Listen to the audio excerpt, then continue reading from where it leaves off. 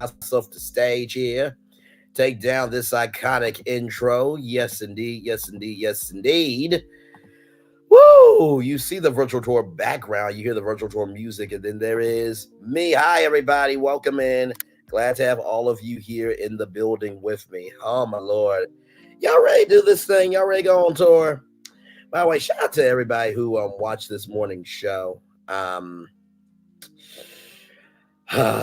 I tell y'all we're live on tour, I really mean we're live on tour. And we go anywhere and everywhere. We give everybody love, grace, and space, but also, too, in order for you to receive that, you got to give that too. What do I always say at the end of every show? In order to receive love, you got to give it. So let's do what we do and go live on tour.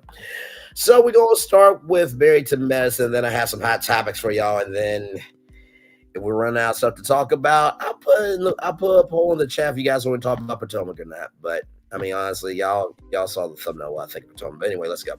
So we start out with Dr. Simone. By the way, I love that intro. By the way, Paige and Dr. Jackie, Dr. Simone, Toya, Latasia, Phaedra. I just it's an iconic intro. So anyway, Dr. Simone and them are still in Napa Valley, California. Okay, so Dr. Simone's talking to Cecil, Dr. Jackie, and Dr. Heavenly. They're having breakfast. Dr. Jackie said that there are people who have voted themselves off the island. Well, I mean, listen, vote off the island.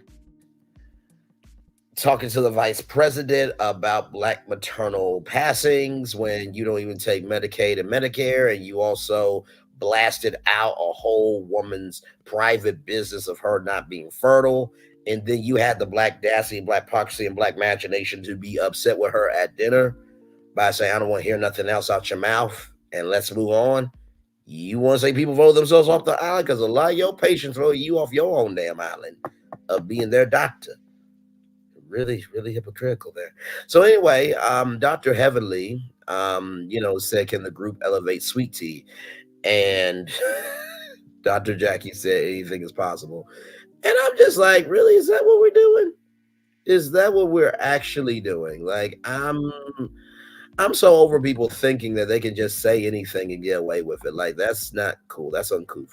So there, as y'all know, Dr. Heavenly's daughter and oh my God, Dr. Damon, I think his name is Dr. Damon. Daughter's Laura is going to Florida Agricultural University, FAMU, the same university where Will Packer went to. And so Dr. Jackie called Laura, and Dr. Jackie said that she's the Olivia Pope of vaginas. Now, why in the actual world would you say that, though? Like, you're the Olivia Pope of vaginas? Like, that's a little much. It's a little much. I mean, now listen, I know you gotta have a check, but like, people know that you're a doctor. You ain't gotta throw that around. So Dr. Alicia is getting dressed for a spa, like for a massage, but they're going for a mud bath. And so the ladies are talking about the day that happened yesterday, and they're all in Toya's room. And so Sweet Tea said that she's feeling better after yesterday. So then there's a champagne bottle, and Sweet Tea is like, pow! And y'all,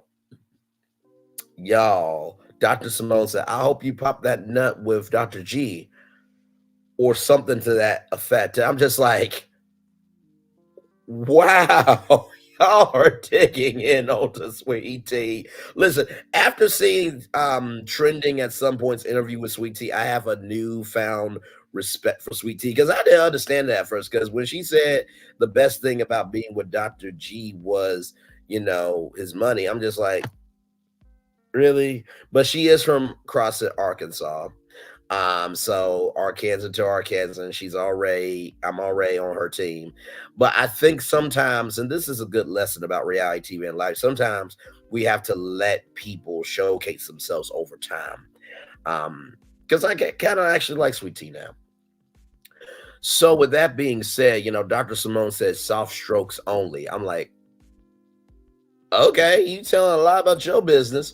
So, for the mud bath, Simone, Toya, Phaedra, and Alicia are in car two. And for the Tut Tut, it is Sweet Tea, Heavily, and Dr. Jackie. And Toya said they're gonna see a lot of animals. Turns out really wasn't any animals, but um they just went through the vineyard and through the city. Um so as the cars are getting ready to leave, Phaedra is late. And what she says is like, did you really have to say this out your mouth? Phaedra said that she had diarrhea.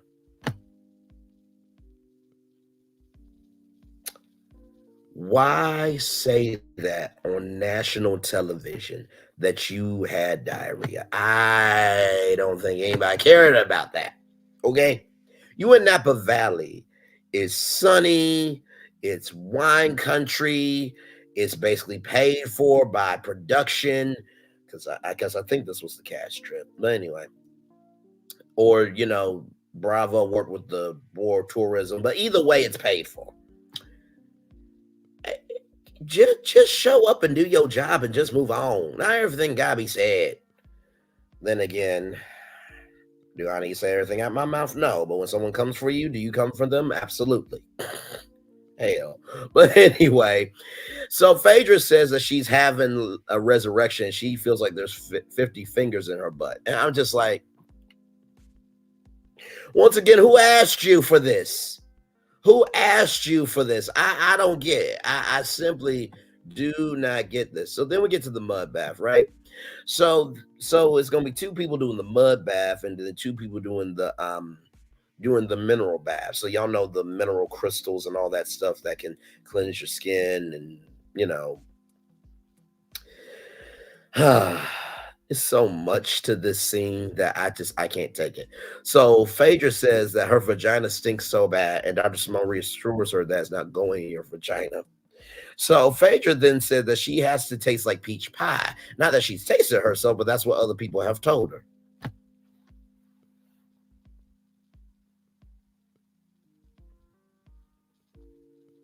Y'all listen, I am just commenting on what was said on national television, okay? Listen,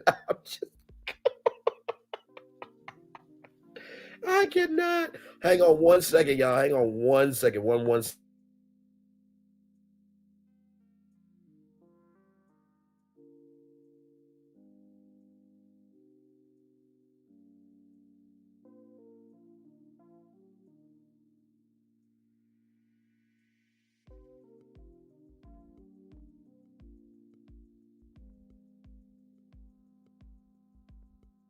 Hey, y'all. I am BACK. That was one of my good no, that was one of my good friends. So to give y'all a little context on who I am, I had a radio show at Black School Radio, Kent State University, and it was called Dr. B's Crib Almost Live.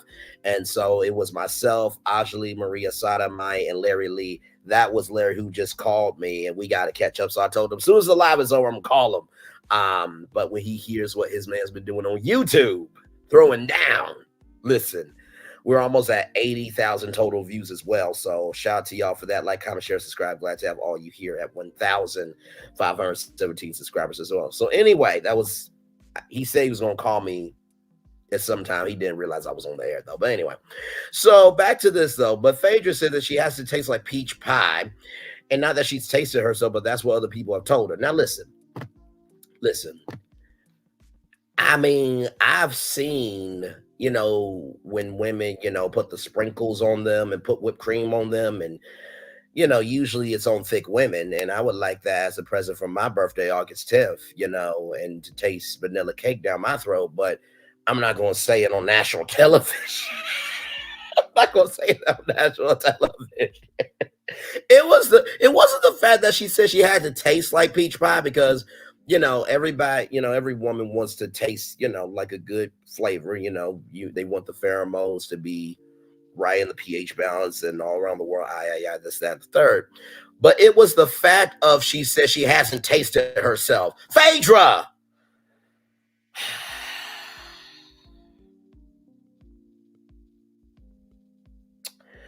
So then we get to the mud bath. And Toya said that smelled like somebody farted. And Toya can't close her legs. You know, not everything has to be done. I mean, just because you see other cultures do it doesn't mean you have to do it, right? Um,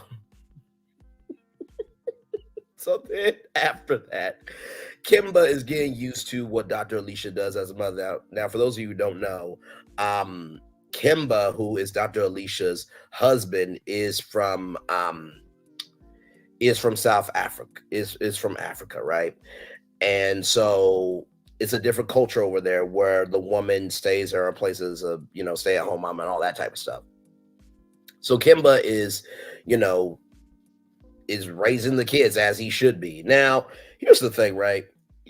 I don't have any kids, thank God. I am the biggest kid I'm raising right now, and that's no disrespect to any teen moms or teen dads or even grown people who have kids out wedlock. Okay, because let me tell you something. Sometimes, you know, as grown people do, in the words of many grown people, rather, you're growing, so am I. But hey, listen, kids are expensive. They're a lot of responsibility, and let me tell you, can we say the quiet part out loud together? Not everybody should be having kids out here. Just saying. Just saying. Look. Don't at me. Don't at me. Some of y'all got friends and family that y'all know that they got ratchet, tyrant, and tattered behavior.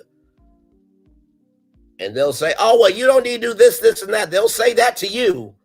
But yet their life is jacked up. But you call them out. You don't have the right to talk about my life, but you talked about mine. So what am I supposed to do? If you don't want to be judged, don't judge other people. How about that?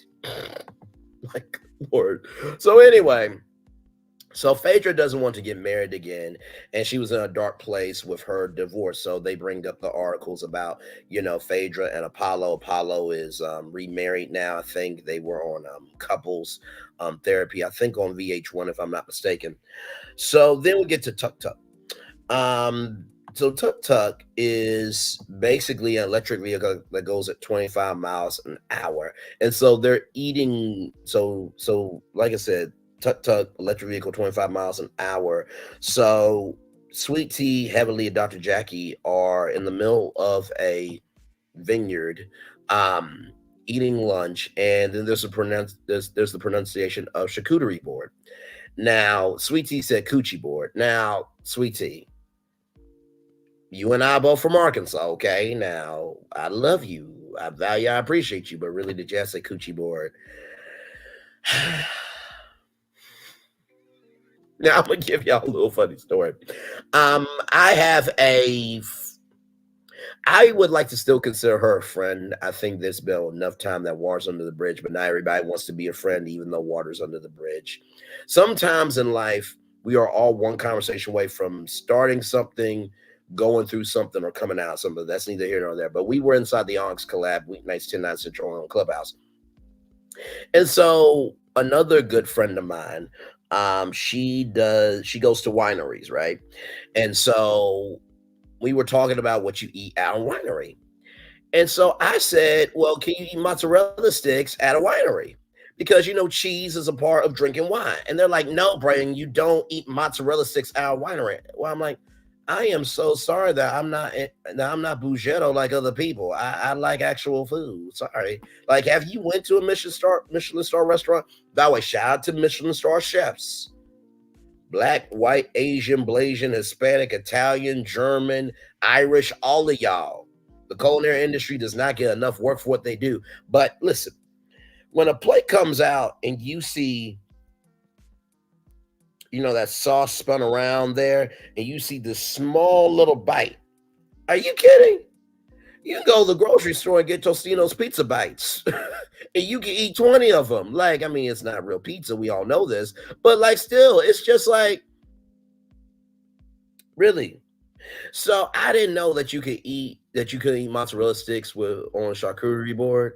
But listen, at the beginning, middle, end of the day, if you want to go get some rosé wine, you want to get some Pinot Noir, some Cabernet Sauvignon, or you want to get a red blend or Sauvignon Blanc. Um, you want to get a Chardonnay, you want to get a buttery Chardonnay, whatever the case, and you want to eat mozzarella sticks with it, have at it. It's your damn money. I'm just like, listen,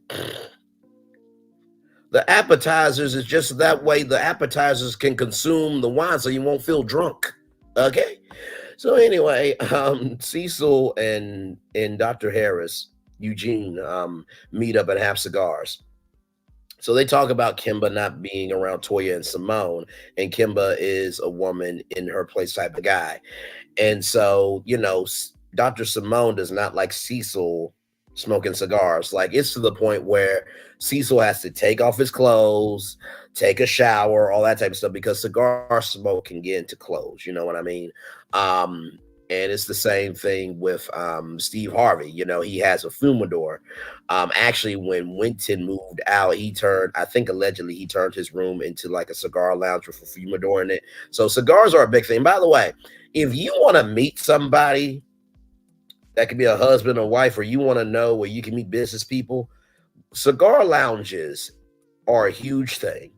Are a huge, huge thing. Now, I've never been to one, but I got a couple. Like I said, I know a lot of people, y'all. Like I said, I do have an old soul. So I talk with many friends. They said cigar lounge is where it's at. So just want to, by the way, shout out to all the cigar lounges. Except Black Y'all Suck Ass. But anyway, that's neither here nor there. So after all of that, then we get to dinner. Dr. Simone is I'm so sorry. I forgot we were still tuk. Sorry about that. So we were at the charcuterie board, or coochie board, as Sweet Tea called it. Dr. Jackie said, "This is the closest y'all will ever get to heaven." Now, why did you have to say that? Why did you have to say that? Like, your heavenliness is not where it needs to be either. I'm not taking Medicaid or Medicare, okay? And you cry because you want to save your paycheck. And not to mention, you mentioned a woman's private information about her not being fertile. So are you going to get to heaven? Or are you trying to tell people this is the closest y'all get to heaven? How close are you to heaven, Dr. Jackie? Just saying. And then Sweet Tea, I cannot with her, but I love her for this. She said, listen, these women are like my grandmother's age. We're Black women. We got vaginas, and that's about it. I'm like, good damn, there ain't no filter on reality TV no more. So then we get to the dinner, right? So Dr. Simone is over the wine. And she gets a cocktail, and Toya also gets a cocktail. Simone was like, wait a minute, the wine person is over it? Well, I mean, yeah, after she did her wine club thing and used y'all as promotion for a whole, what, 2-part, 3-part episode, I think she used y'all for promotion as much as she could. So Dr. Heavenly went to Aurora's graduation. Of course, she had to, because that's what good mamas do. And then Dr. Jackie was talking about, Black female, passings with VP Harris. Sweet Tea wants a baby. And so if she can't get pregnant, then Dr. Jackie can offer a uterus. And so apparently you're not supposed to have sex when you're pregnant. Now, I have heard that having sex while you're pregnant can help the labor go along. But then Toya said that Dr. Eugene had sex with Toya, but did not enjoy it because, y'all, what I'm about to say next, okay? Don't get at me. This was said on national television, okay? Dr. Eugene felt like he was nutting on his kid's head.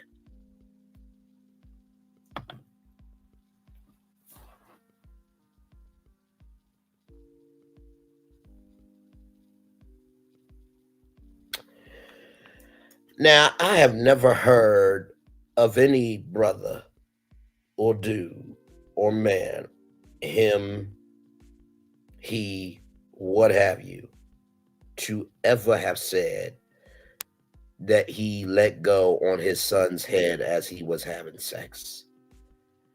And I don't think that's how that works.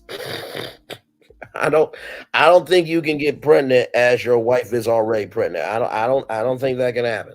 So then they talk about, do they have any regrets? Y'all, I was just as surprised as y'all when I heard it.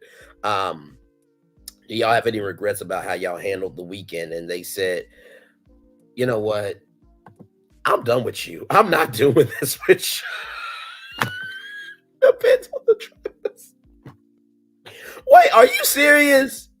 So wait a minute. If me and my future BBW Fickelisham's wife are getting it in, she bagging it up, and I'm riding on that roller coaster, and she's releasing like a water park all over me, that she could get pregnant if she's already pregnant? Is that what you saying? I say too damn much on live sometimes. I say too damn much on live. I say too damn much on live. Hey, Coach and James Hot Show, welcome in. Glad to have you here. Listen, I'm speaking into existence why I want y'all. Don't judge me. Don't judge me. Don't judge me, y'all. Anyway.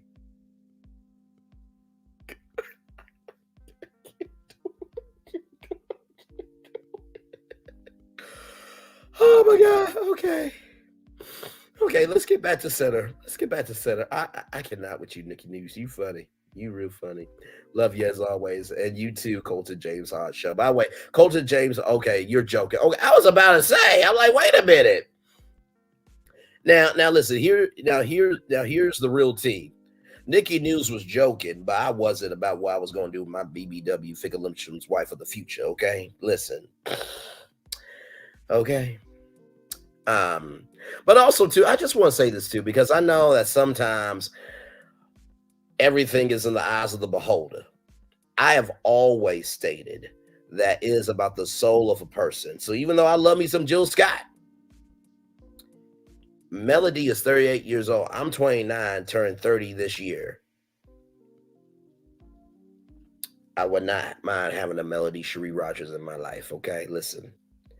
And before all y'all say, well, Brian, she ain't BBW. No, she thick where it needs to be. Listen, sometimes it's not about thickness in the butterfly wings. It's not. Sometimes it's about the thickness that you have to give love, the thickness of money, the thickness of freedom, the thickness of your mental health, of being that 10 toes down of who you are. Thickness has levels to it. Or in the words of Gabriel Iglesias, fat, husky, slim, damn. So there's levels to thickness. Okay, listen. Let me move on. I say too damn much on live. So anyway, you know, Dr. Jackie says it's very difficult to have, friends that they don't want to hold themselves accountable. Once again, Dr. Jackie, you said what you said about Black women doing the most on their pregnancy. Okay. So then they have a group picture. So then in Atlanta, Toya is taking Eugene is taking Toya's tracks out of her hair. And Eugene said that this was a date. No, that's not a date, sir. A date is where you actually get dressed up, you go out, and you have a good time.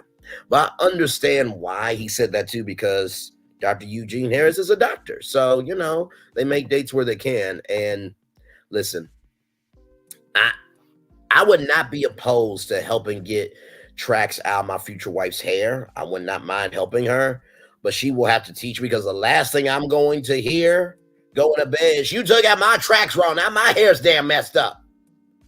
Don't touch my hair no more. Okay, well, does that mean include pulling it when we doing it? No, of course keep pulling it, but you ain't touching my tracks.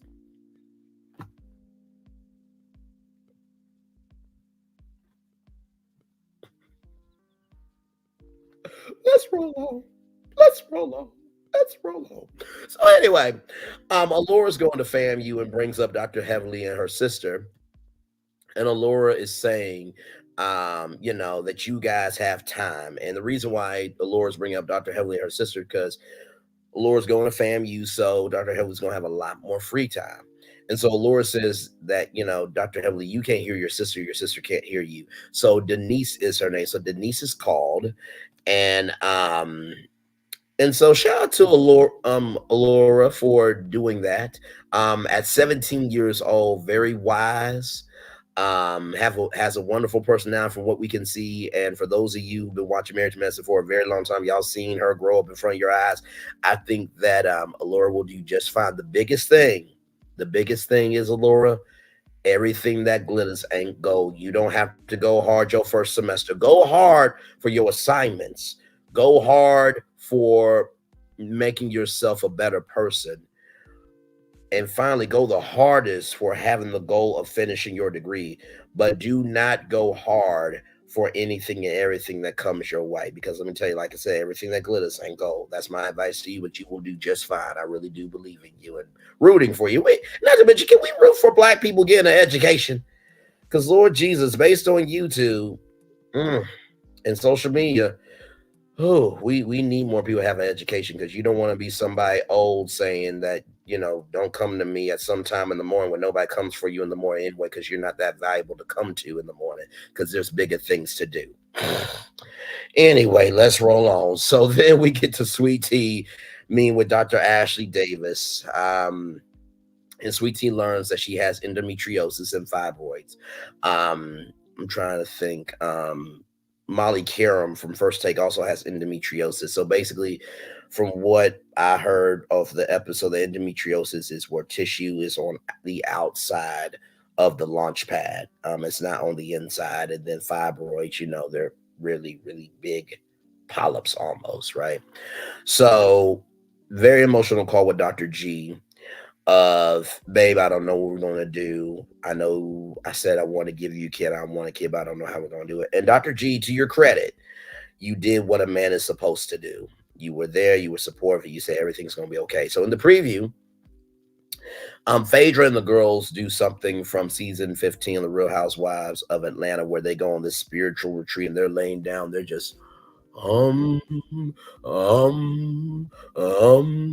I'm like, really?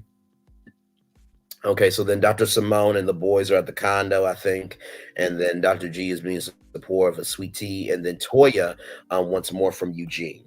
So I'm going to play the clip. I cannot show y'all the clip because Bravo will do the absolute most and try to get onto your channel, and I'm not trying to have that. Okay, I'm not trying to have that at all. So let me go to Bravo on my phone. Let me go to, okay, now y'all do it 50-50. Oh my Lord Jesus. Okay, hang on. BRAVO. So I'm gonna play.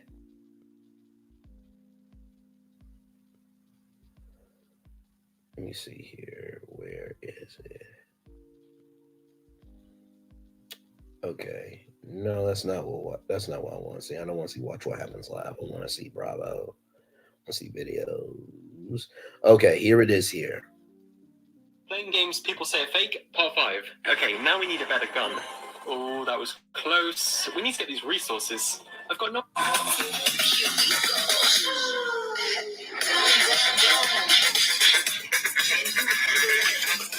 Yeah, it's game. Oh, we won? Yeah. Oh, I just wanted you to say it out loud. Aniso, sir. Bring on the boat, bring on the lights. Come in and out. Oh, yeah, that's right. Here you go. And then smile. Hold the mirror. Pretty girl. Oh, no, cry. Oh, you're so beautiful. Oh, baby. Oh, you look so pretty. That was very nice. That was very nice. From Dr. Heavenly, that was very nice. Sweet Tea, what are you doing? I'm on my TikTok. Look at it. Oh, damn. I got one for you. Dr. G. No, he's traumatized.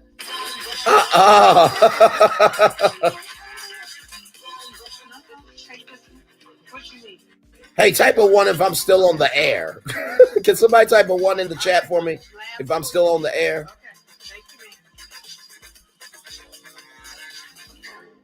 All right, chickadee. How you feel? I feel fine. She got me ordering her Chinese food. You are a snitch every time. Oh my God. She had Wendy's on the way here. I tried to get her to keep still. She don't want to. Okay, don't get put in the hospital on bed. Stop being a snitch. I'm gonna get fried food with a bunch of sauce. So then what is your suggestion? I Like didn't some baked chicken, Baked From chicken. where? some green beans, Okay, or baked salad. The other thing, we gotta come up with a birth plan. We gotta get a date. Getting my patients ready for childbirth, I try to empower my patients. It is to Okay, get them thank to you. ask questions. That's a baby's heartbeat. And you see how it goes up in the air? Those called accelerations. 15 beats above the baseline for 15 seconds. And when something doesn't feel right, seem right, look right, sound right, smell right, make sure you say something. And these are movements. We need at least 6 in the 20 minutes. We got it. Perfect. Since my talk with Vice President Kamala Harris, I am working to make sure that I get the word out there. Black women in our country, as in this era. Okay, Dr. Jackie, that's what you're doing. Okay. So you say. The one thing we have seen is the increased maternity mortality rate is not improved based on socioeconomic status. So being rich and wealthy and educated, famous, does not protect you from the risk associated with maternity mortality in the Black community.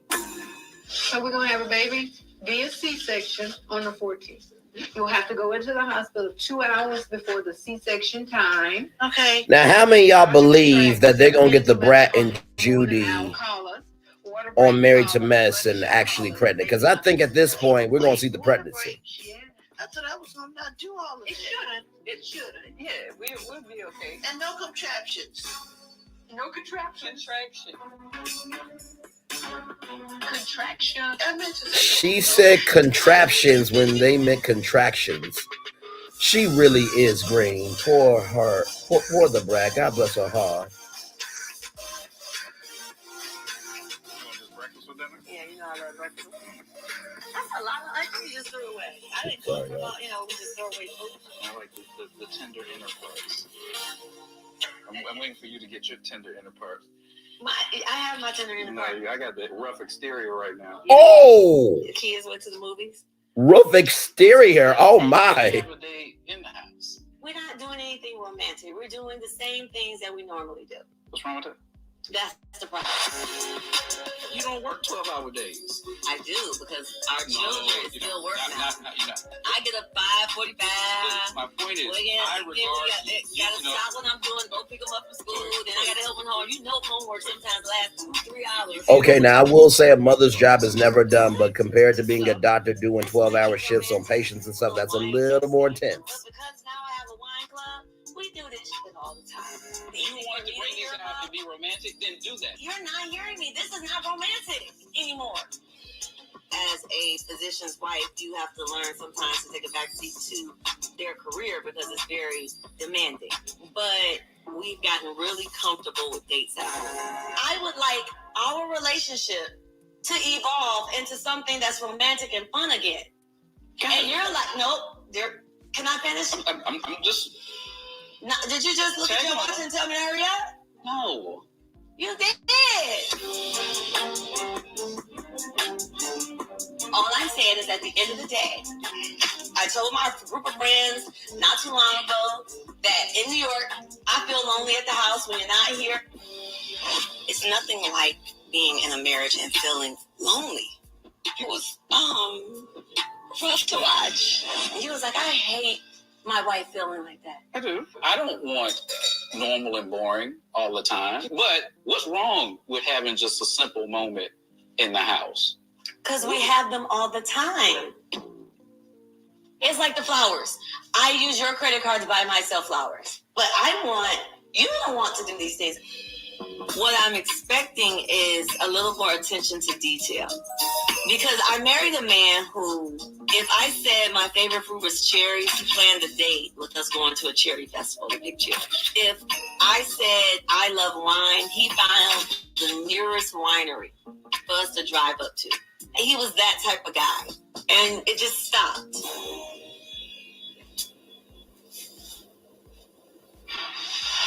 You think you want some salt and pepper? Okay. Oh, it should be fine. We haven't really spent any time really like getting to know each other where we are and having fun in our relationship again. And that's so necessary when your kids get older. Okay, I get it. We don't have to sit at home every time I'm off. We'll start doing some stuff. I get it.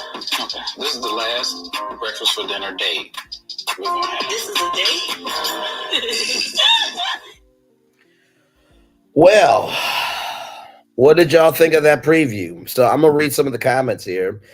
She needs to do some volunteer work, get a job or something. She expects him to work all day as a doctor and come home and entertain her and come and come home and entertain her. She needs to have people's lives in her hands daily, or lives in her hand daily, and come home to him, then she would understand him. 192 likes, 14 replies. Or at least make dinner. My grandmother raised 12 children, had dinner on the table for my grandfather. At the end of the day, she found time to do a little job on the side of the kids got over. Shows that you can do it all.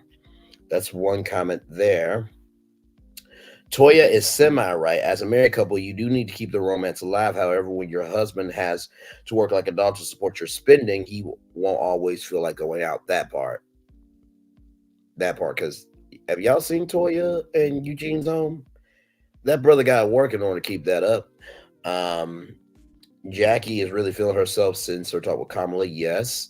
I love Toya, but she's the epitome of a woman who is never satisfied. She's a stay-at-home mom who plays tennis.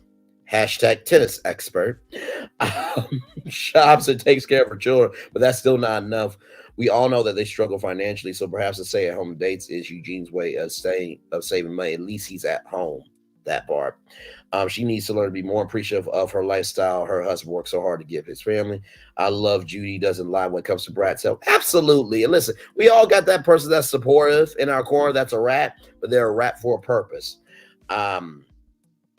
Dr. Jackie needs to walk it like she talks it. If she really means for us to believe her, don't say black women are lazy and exaggerate health symptoms from one side of your mouth and then do this whole see something, say something, spill on the other. That's totally agreed.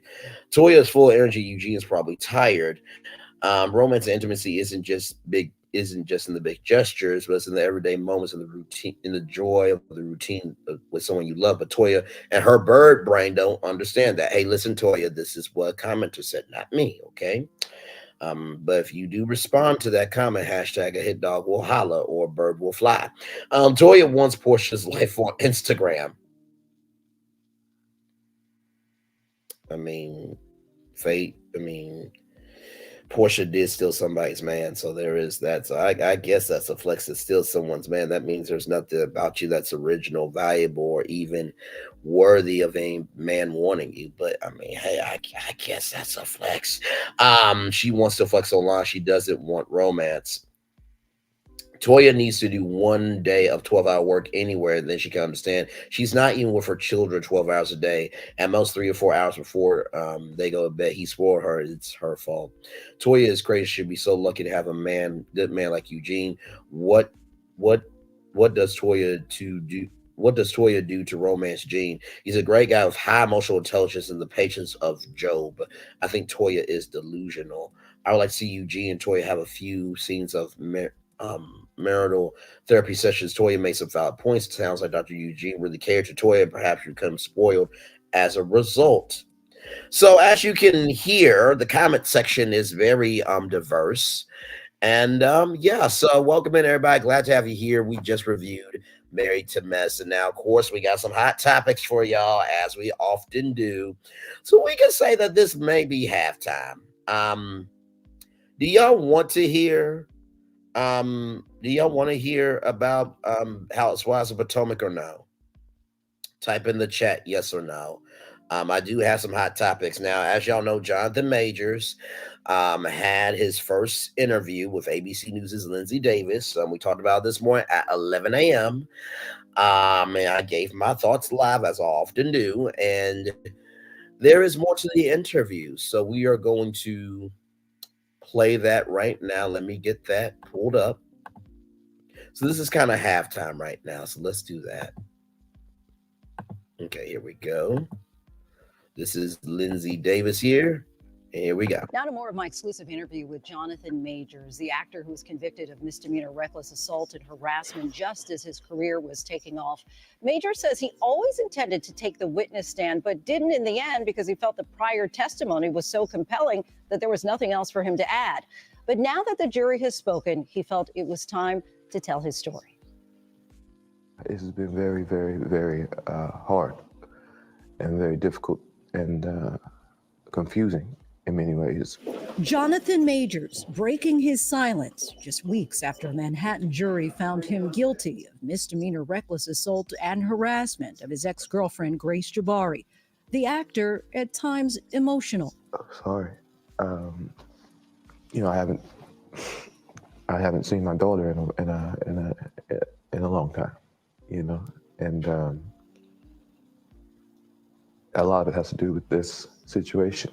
In a split verdict, Majors was found not guilty of 2 other misdemeanors, assault with intent to cause physical injury and aggravated assault. They're saying you didn't intend Right. to injure her, Right. but the result of your recklessness Right. injured her. Right. Were you reckless? I was reckless with her heart, Not with her body. not with her body. The physical altercation started inside an SUV after Majors received a suggestive text message from another woman. Hours later, after Majors placed a 911 call, police found Jabari unconscious on the closet floor in their apartment, as seen in this body camera footage. You feel that you did anything wrong on the night of March 25th? If you could relive that night? I wouldn't have picked her up.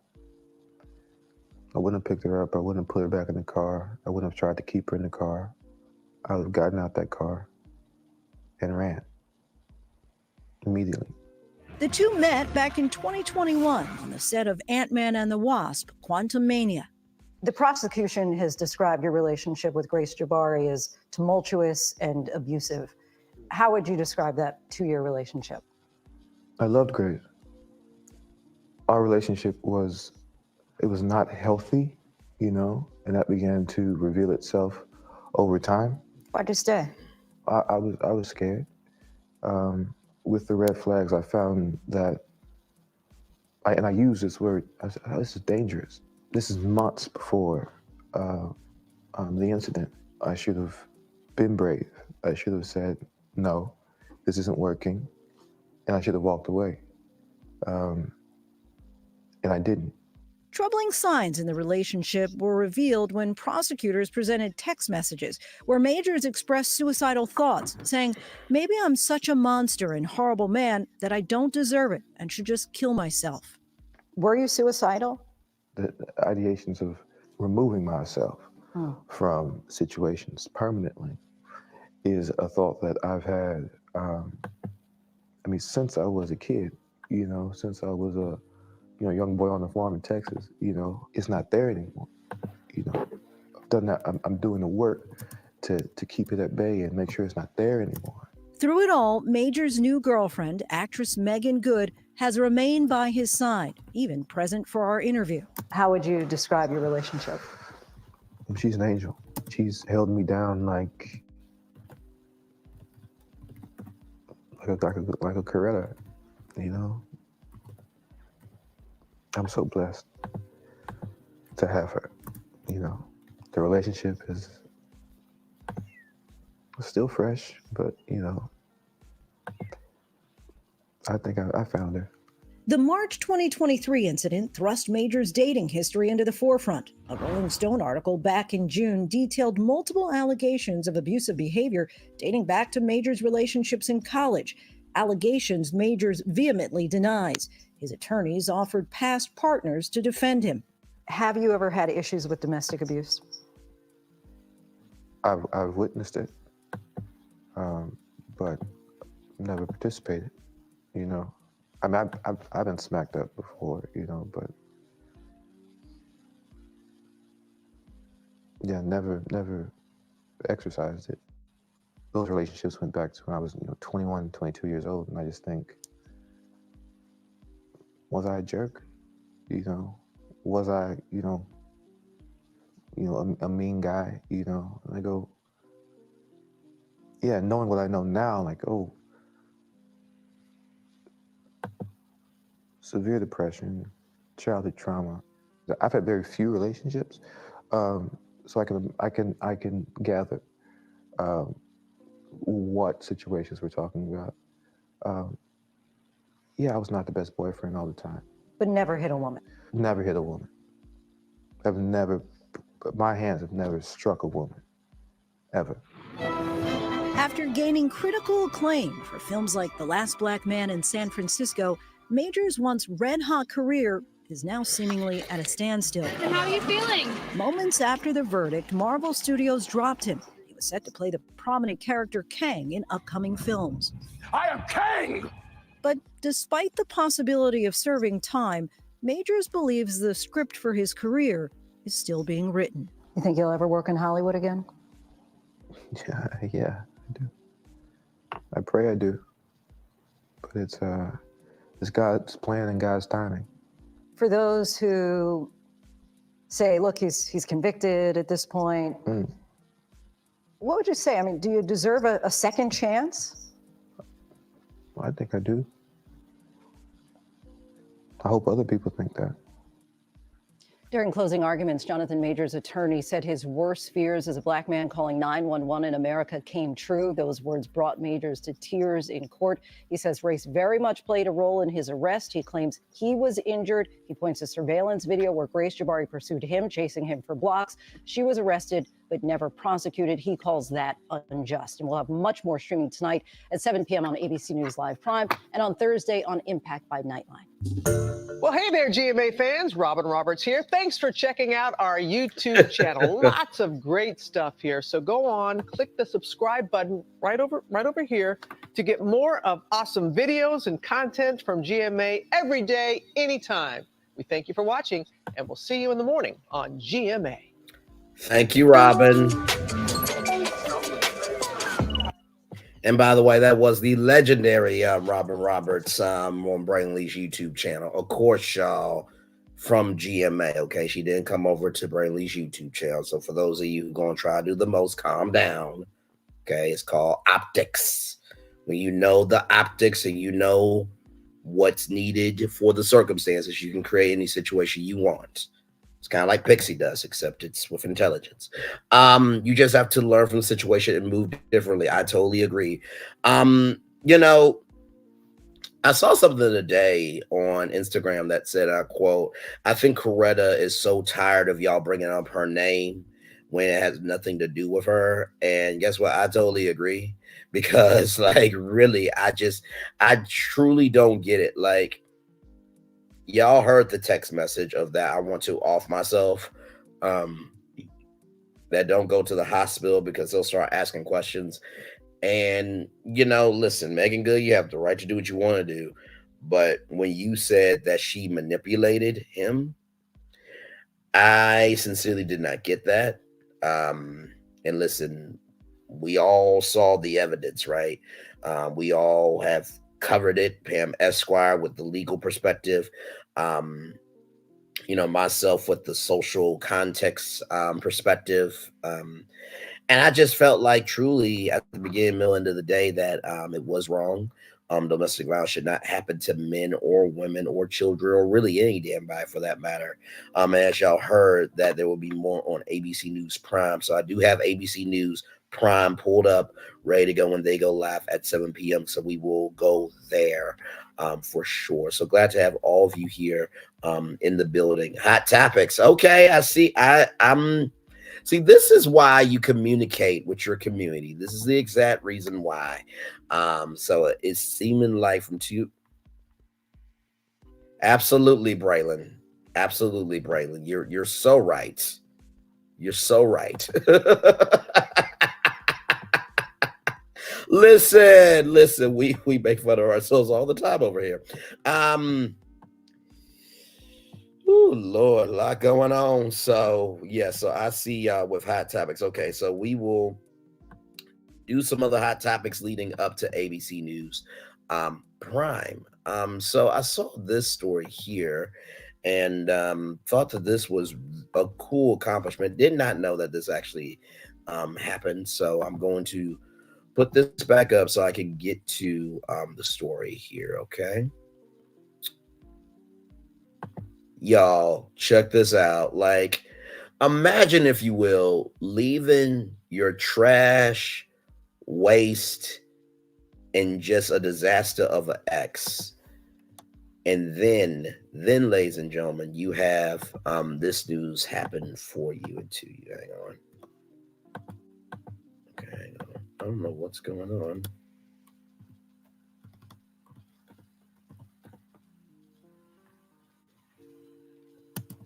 Palmer. Sorry, I'll just try and get up for y'all. Okay, here it is. We'll go off of this here. Y'all, this is legitimately amazing. You see it. Keke Palmer becomes the first woman in 15 years to win an Emmy for game show host. Keke Palmer has broken through the game show host boys club. Keke Palmer won the Emmy for outstanding host for a game show for NBC's Password. The first time that category has been a part of the Primetime Emmy Awards after moving from the Daytime Awards on Sunday. She beat Jeopardy's host Ken Jennings and Mayim Bialik. Mayim Bialik is no longer a host, but at the time, she was up for nomination. Family Feud Steve Harvey and Wheel of Fortune's Pat Sajak. Now, I just want to give context, y'all. Wheel of Fortune's been on forever. Family Feud has been on forever. Jeopardy's been on forever. Password recently just came back not too long ago. So for Keke Palmer to be the first woman in 15 years, and let's just go ahead and say, for the first Black woman, come on here. Like, how cool is that? So it says Palmer becomes the first woman to win the award since 2009 when Meredith Vieira won for the syndicated run of Who Wants to Be a Millionaire. So for those of you who don't know, it was on ABC primetime. It was on weekly, then aired Monday through Thursday with the legendary guy Narciso Regis Philbin. Then was Meredith Vieira. Then it was Terry Crews. I'm trying to think. Yeah, I think it was Terry Crews who hosted. Then it was Cedric the Entertainer. Then it was Chris Harrison. It also marks the first time in 50 years that a Password host has been nominated or won the category. Harvey won last year, and Alex Trebek won 3 years prior to that. Wow, wow, that's so exciting. Thank you so much. I'm really just so thankful. I'm almost speechless. I want to thank the people who allowed this to happen. Thank you, Jimmy. Thank you to Jimmy Fallon. Thank you to NBC during her acceptance speech tonight at the Peacock Theater in downtown LA. So Peacock Theater, it was Microsoft Theater, but now it's Peacock Theater by NBC. So sponsorships for theaters and arenas are a huge thing. I think Crypto.com arena was like what? Probably about 500,000. Well, I'm sorry. I think 500 million to a billion, somewhere around there, but it's usually pretty high up. Palmer also thanked Carol Burnett, who was in the audience. This was not Palmer's first Emmy. She picked up the award for Outstanding Actress in a short-form comedy or drama series for Facebook Watch series Turned Up with the Taylors. That was her own thing, and she would have this character that would have a Southern draw, and so it was called Southern Insults. Password is executive produced by Jimmy Fallon, who was up for a separate game Emmy for That's My Jam. However, that NBC series lost out to Jeopardy in the Outstanding Game Show category, taking the Quizzers' winning streak to 4 in a row. Sharp, charming, quick wit, all while looking like a superstar. There's no one like Keke Palmer, said Fallon. In a historic year for game shows at the Emmy Awards, we couldn't be prouder for Keke Palmer's outstanding host when she and Jimmy Fallon are winning duo and have made the latest iteration of Password undeniable hit, added Corey Henson, executive vice president of NBC Universal Entertainment Unscripted Programming. So let's see here. Why does it take long for people to get awards if they've been in television for years? Who are the people that make this happen? That is factual. Congratulations, Keke. Congratulations, Waco Keke. Congratulations. Betty White won in 1983 Emmy for hosting the daytime game show Just Men. Now on display, it's on display at the Strong Museum of Play, Rochester, New York, as part of the National Archive of Game Show History. So shout out to Betty White as well. So yeah, I just wanted to showcase that. Yeah, to go from all that to your to winning an Emmy. Come on now. So I'm gonna magnify this a little bit. So this is a aerial view of the Golden Globes from the Beverly Hilton in Beverly Hills, California. It's the 81st Golden Globes. The champagne is flowing. So taking you through the red carpet, the pre-show right there. I think they did this with a drone, actually. Party of the year, where anything can happen. You see all the stars, security, the team, everybody, the fans are in the stands. They are all going down the way. So I want to give y'all a little context here. So do you see these little markers right here? This is press row right here. This is press row. So when you see Ryan Seacrest, well, Ryan Seacrest and Entertainment Tonight, they have actual platforms. But for all the bloggers and everybody, you'll stand right here, and then there will be an assistant or a handler. And when I say handler, this is the handler that kind of helps you move down the line to get into the award show. New category for box office hits that were seen by basically the Look at this. Man. So going into the ballroom. Please welcome your host. Here's Joe Coy. Look at that. Very nice stage. Now, this monologue was a bit awkward, but the Golden Globes is usually the kickoff to award show season. But I just wanted to show that kind of behind the scenes. That was kind of cool how they did that. And the whole 3-hour show is right there for you guys. If you guys want to see that. We are live on tour. Like, comment, share, and subscribe. We are oh, there's Dolly Parton there with Cracker Barrel. That's what's up there. Love Dolly Parton. Shout out to Dollywood, by the way. Wonderful, wonderful theme park that I would love to go to. I would actually make that a date with my girlfriend if I had one. I really would. So we are just waiting here for ABC News Prime because Jonathan Majors, the Jonathan Majors interview with Lindsay Davis will be airing on ABC News Prime, like I said. And then on January 11th, it will be a half-hour special on Impact Nightline. So Impact Nightline is their Black MIPOC Minority Indigenous People Color edition of Nightline, and that is on Hulu. So it will be a half-hour special on Hulu there. So let me get ABC News Live ready to go.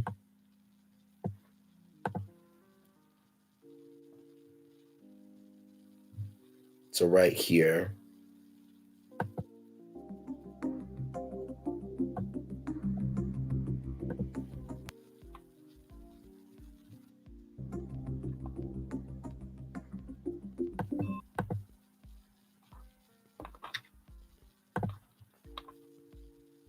Oh, it doesn't have the volume thing. Oh, that sucks.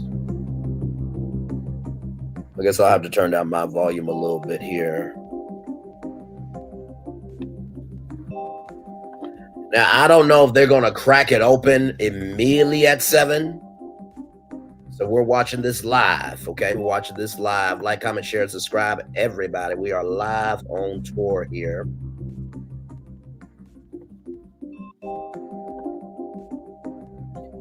One minute out from Lindsay Davis and ABC News Live Prime, everybody.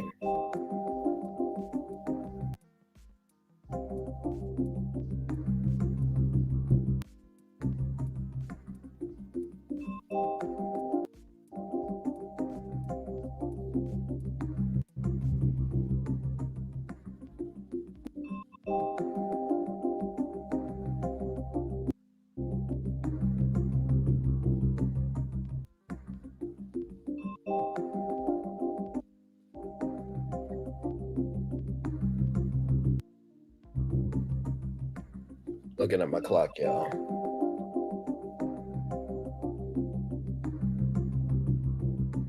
All right, in 10 seconds, they will be live. It's got the countdown clock with hours, minutes, seconds here. Okay, it's 7 o'clock on the dot. Lindsay Davis should be going live right about now. From America's #1 news source comes the all-new... Okay, that wasn't me, y'all. They were about to go live, so listen.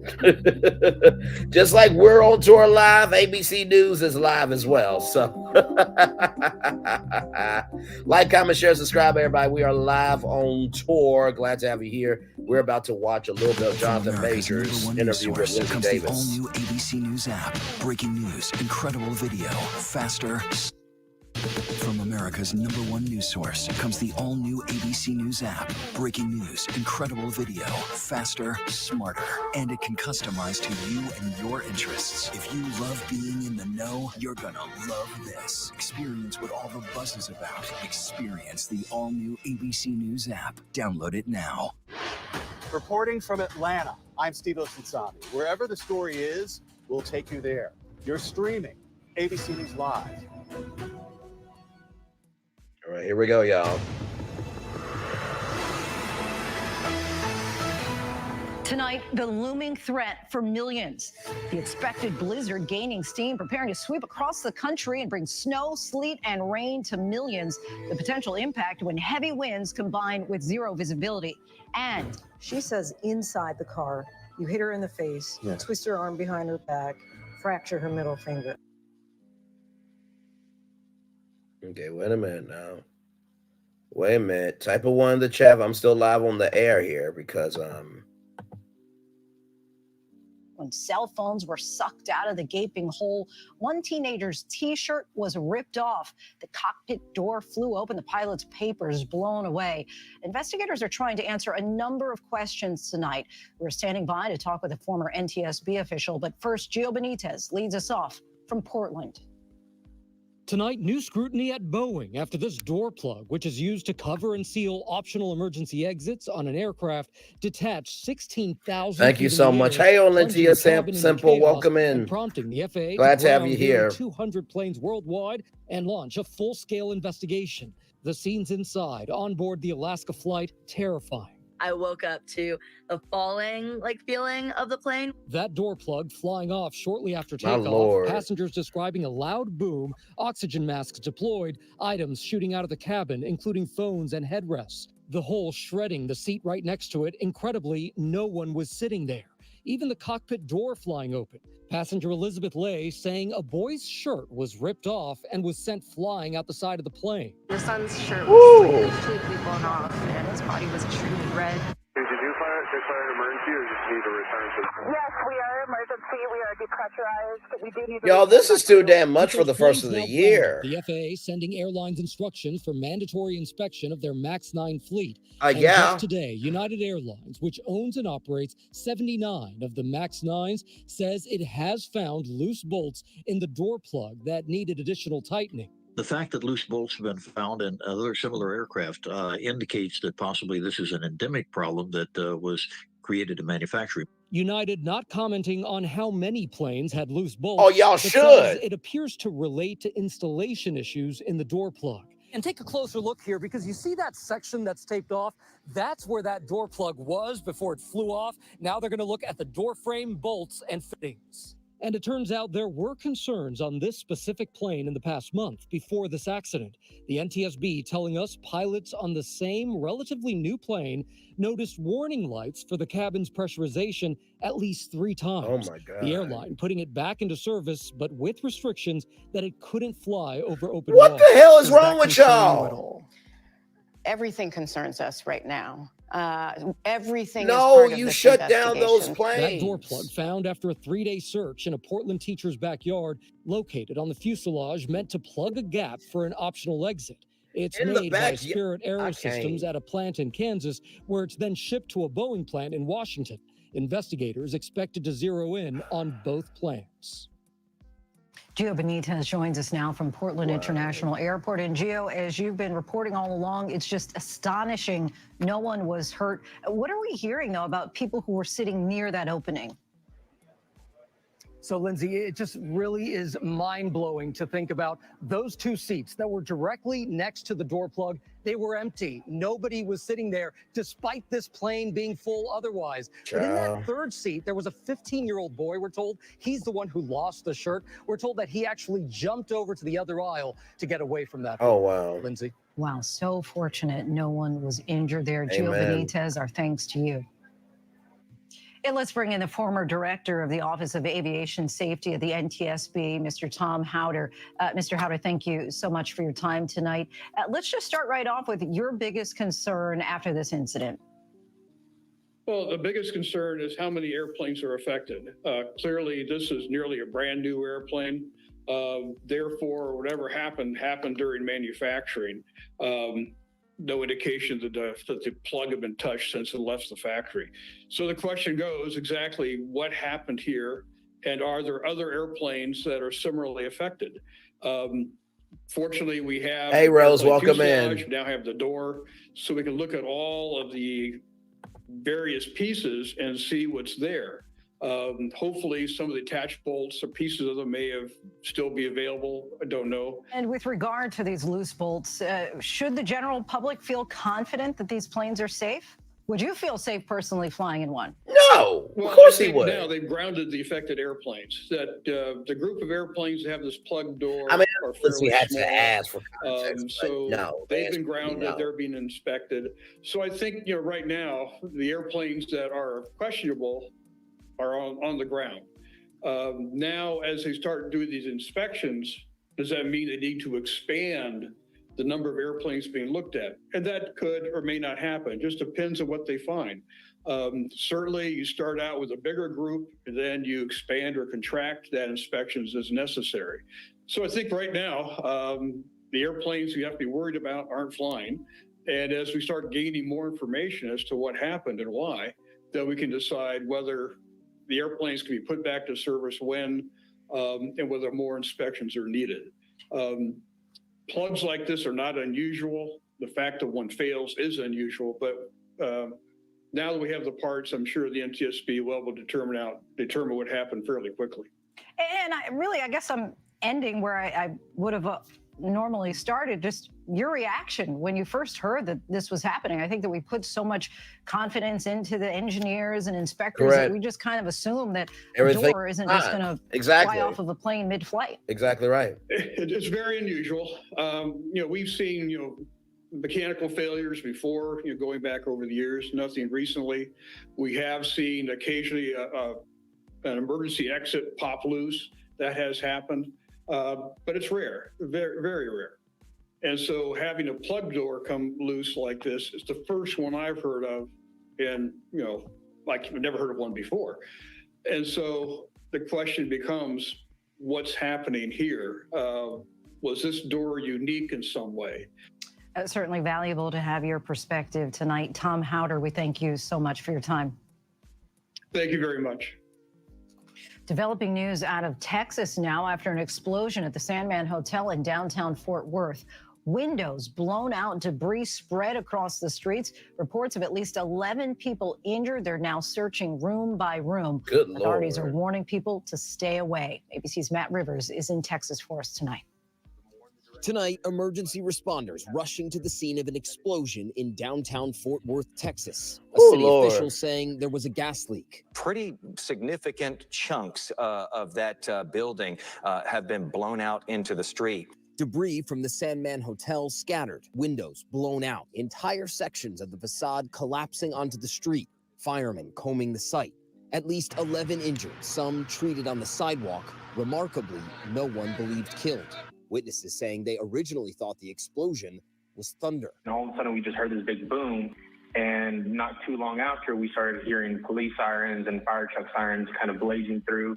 The landmark building, more than 100 years old, 20 stories high, one of the most historic in downtown Fort Worth, but opening less than a year ago as the Sandman Hotel. We were getting reports that it had started in the restaurant. We do know that there was some construction that was being done down at the restaurant, but we're not 100% sure. Like, comment, share, subscribe, y'all. We're live on tour. Matt Rivers joins us now. And Matt, what do fire officials have to say about survivors as well as the investigation? Yeah, Lindsay, fire officials say they're still combing through that hotel to make sure that everybody got out of that building. And they say the preliminary investigation into this explosion is going to take some time. Lindsay? Yeah, we can imagine. All right, Matt Rivers for us. Thanks so much, Matt. A powerful new storm is putting 47 states on alert from California all the way to New York with blizzard warnings, high wind alerts, and tornadoes already touching down. ABC senior meteorologist Rob Marciano is tracking its impact and where it's heading next. Hey, Rob. Hi, Lindsay. And, this is one of two very powerful storms that are forecast for this week with nearly every weather-related hazard in play from the blizzard thank you so much, Rose. I appreciate already that. have one reported. We've got to watch out for the south. Check it out. From Houston east along I-10, Lake Charles, Lafayette, New Orleans, and then towards Biloxi and over towards the Alabama border. The line gets to Baton Rouge around midnight tonight, then over towards Biloxi, and then into the Florida Panhandle by tomorrow morning. That's when the threat expands into North Florida, southern Georgia, and the Carolinas.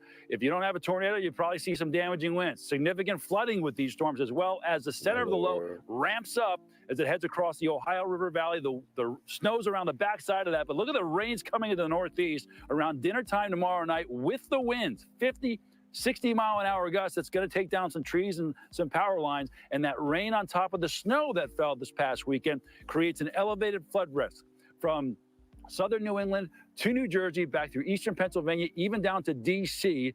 over the next 36 to 48 hours. Regardless of whether or not you live in the flood or the snow zone, everybody in the path of this thing really needs to be prepared for the potential of seeing the power go out by the time we get to Wednesday morning. Lindsay? The Northeast already getting ready for round 2 there. Rob Marciano, Oh, our thanks to you Lord as always. Jesus. Stunning new details tonight about Defense Secretary Lloyd Austin's hospitalization and the severity of his condition. Austin was in the ICU for days before President. So, I will have this up until we get to Jonathan Majors. Rose, you said doctors should know better than that. I think some men do get a mental thought off of that. My husband was like that. He had a mental thought, but he didn't tell me that, and I figured it out. Are you talking about like cheating, or like what do you mean by that? Give me some more context there. We are live on tour. This is the legendary Lindsay Davis from ABC News Live. For those of you who may not know, Jonathan Majors did his first interview with Lindsay Davis from ABC News Live, and really from ABC News. And so part of it aired this morning. Good Morning America. We covered it this morning at 11 a.m. We just watched part 2 of that interview, talking about more of how Jonathan Majors felt about the relationship. He said, and I quote, I messed with her hard. I didn't do nothing physical to her body. Excuse me. And that Megan Good was and is his Coretta Scott King. So he got his Coretta allegedly, and Megan Good was in the room. It would have been interesting to get her on camera, but I guess, just being in the background supportive is the move. So like I told y'all, they're stretching this out. It's going to be a 2-night event because Oprah interviewed Lance Armstrong on the Oprah Winfrey Network during Oprah's Next Chapter. It was a 2.5-hour interview. They broke it down to 2 parts. Oprah had 112 questions ready. So they showed that clip with Megan Good and talking about more of his perspective and more during GMA3, what you need to know. And so there will be more ABC News Prime, which comes on at 7 p.m. Eastern weeknights on ABC News Live. We're just waiting around until we get to the Jonathan Majors part of the show. Like, comment, share, and subscribe, everybody. We are so glad to have you here. I'm glad to have you here. I say we're so glad to have you here because these are the legendary tourists, as the legendary Alpha MC calls us. These are the virtual travelers, my virtual tour family.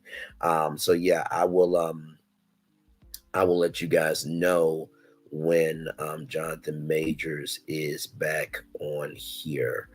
Because the cool thing about my hang on, wait a minute. Why is it not letting me show it? Okay, damn it. Okay. So the cool thing about my laptop is that I'm able to see it, but I'm gonna pull ABC News Live up on my phone so that way I can have a second screen. So just in case when they do go to that, we will be the first ones to see it here live, everybody. So ABC News Live.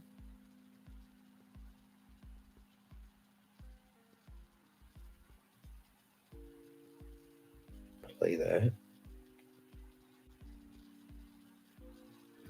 Okay, so I got that on deck here on my phone. So that way we can know what is going on here. Let's see what else here. Woo. So I know you guys may not care about this, and don't worry, I will have it right back on when it is time for Jonathan Majors. This happened today. I didn't even know this was still going on. Nike's partner, and this comes to us from Rollout.com. Nike's partnership with Tiger Woods ends. lucrative endorsement deal ends on January 8th. That is today. Tiger Woods confirmed the end of his 27-year partnership with Nike. Over 27 years ago, was fortunate to start a partnership, one of the most iconic brands in the world. Woods' statement read, "The days since have been filled with so many amazing moments and memories. If I start naming them, I can go on forever. Phil Knight's passion and vision brought this Nike and Nike Golf partnership together. I want to personally thank him, along with the Nike employees and incredible athletes that I had the pleasure of working with along the way." Woods hinted at remaining around the apparel game as well. People will ask if there's another chapter. Wood's statement read, "Yes, there will be certainly another chapter. See you in LA." Woods' post Woods' post could have hinted at him playing in the Genesis Invitational, which is set for February 15th through the 18th in Los Angeles. Other social media users use the reference to infer that he enjoyed LA popular apparel line from the 1980s and 90s. Woods was once Nike's signature athletes with its own type of Woods Center on Nike's campus in Oregon that opened up in 2001. So that is the type of Woods Center there. One of the most lucrative deals in sports history, Nike gave Tiger Woods $500 million in payments and generated billions of dollars in sales, according to Revolt. Was Cristiano Ronaldo, Lionel Messi, and LeBron James the only active athletes to have achieved billionaire status. Right now, with ABC News Live, they are saying right now that Secret Service car crashed into a White House. The driver has been taken to custody. We are investigating the situation at hand. So, just waiting for the Jonathan Majors thing. This may come at the end of the show, y'all, too. It looks like it is a tragic story. Oh, next up is Jonathan Majors coming up here next on ABC News Live Prime Time here. Interesting about the jury's verdict, it's so nuanced because they're saying you didn't intend to injure her, but the result of your recklessness injured her. Were you reckless? So that will be coming up as on commercial break. How y'all doing? Hopefully y'all are doing good on a Monday night. Good Lord, it's Monday, the second week of the new year. I've just been chilling out here, did a morning show at 11 a.m. Had a very good show, and I'm here with all of you recapping Married to Medicine. I did ask if you guys wanted to see a recap of Roap, but it went 50-50 for most of the night. 8 votes, 50% review Potomac as well, and then Married to Medicine only with Hot Topics. So in the live poll here, 3 votes just saying sticking to Hot Topics. So listen, I follow with the people. Because, like I said, there is no channel without all of you wonderful, wonderful people. I really do mean that. So soon as it is back on, we will be back here with ABC News Live. So yes, indeed. A lot going on, y'all. A lot going on in the world today. It really, really is.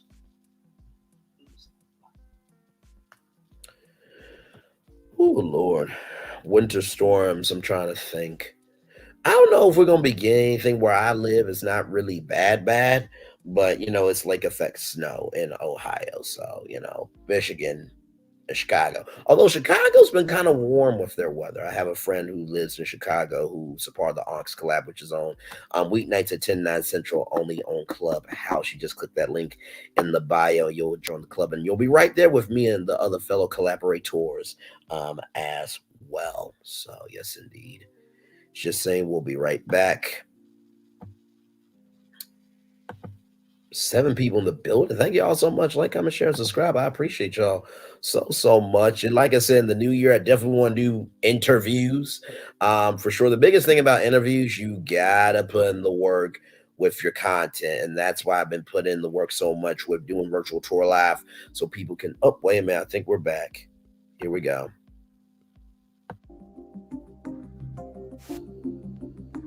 Can come because If people don't know who you are in terms of your character, they won't be able to invest into you. So here we go. Welcome back, everyone. He was on his way to becoming one of Hollywood's brightest stars with acclaim for his dramatic performance.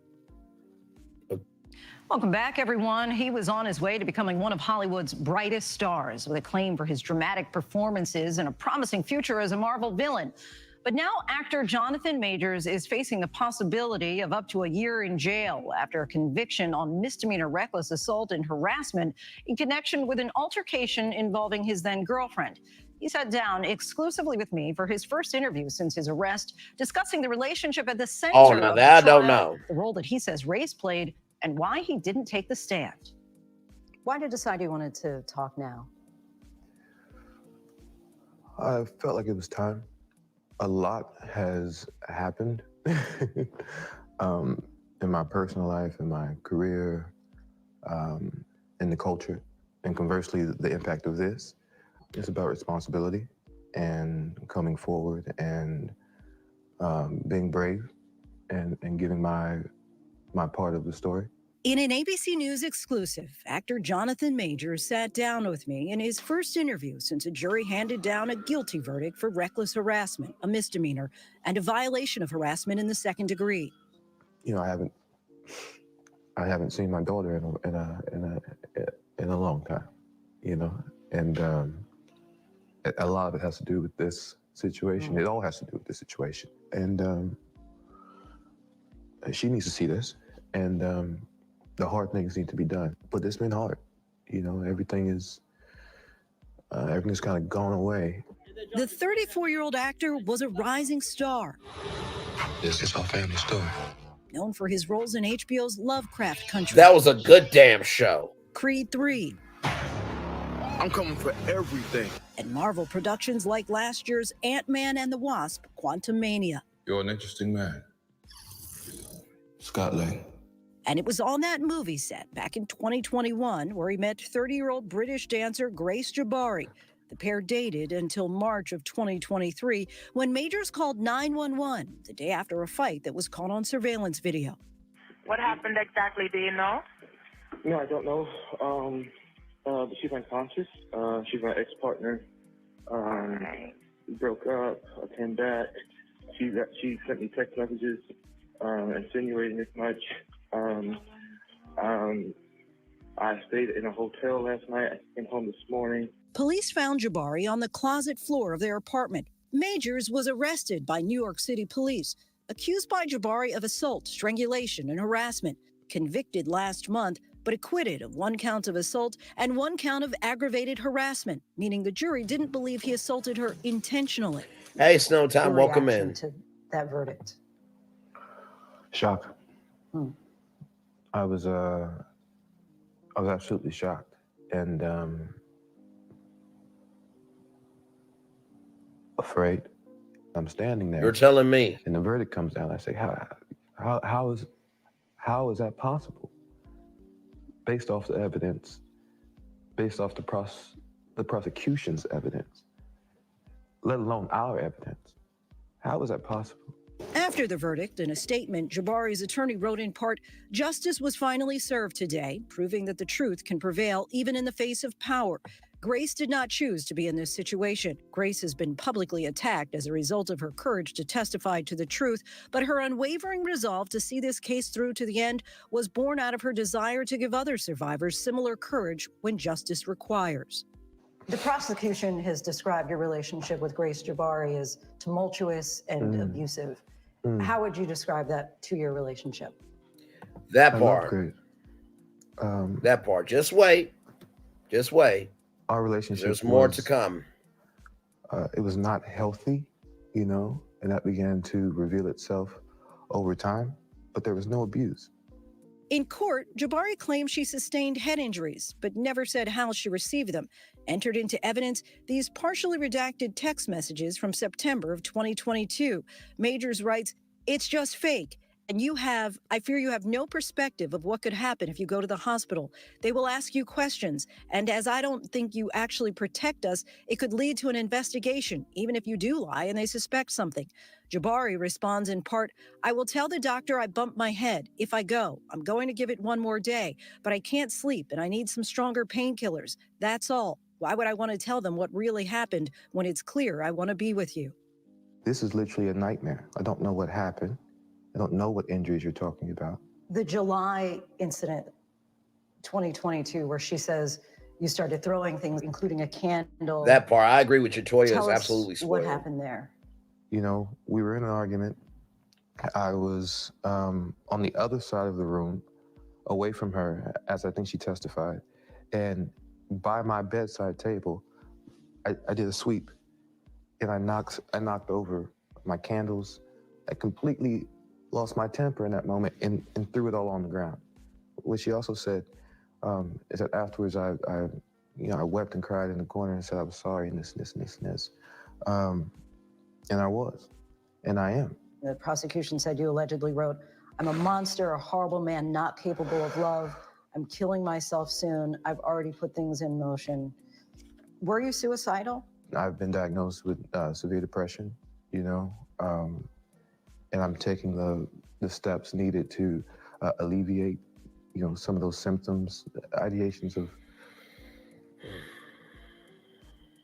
removing myself from situations permanently is a thought that I've had, since I was a kid. It all came to a head in March of last year when Jabari and Majors got into a fight, much of it captured on surveillance video and used as evidence in the trial. Jabari testified that it all began when Majors received a text from another woman. He says it read, "Oh, how I wish to be kissing you." So let's go back to March 25th talked about for a that. moment. Allegedly, that was Megan Good. And then girlfriend Grace Jabari along in the with backseat of a chauffeur a lyric car. from D'Angelo Lady. She sees a text from another woman. Things seem to spiral from there. Yeah. What happened next? Yeah, the text from another woman. Again, I said at the beginning, I did that.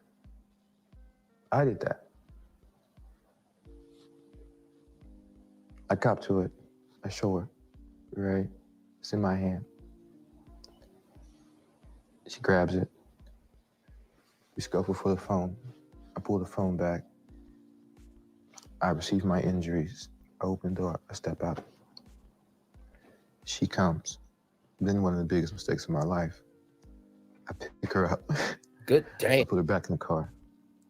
I'm trying to get rid of her. In the midst of, y'all see all this traffic? The video shows, everything calms. We get out. We walk across the street. I escort her across the street.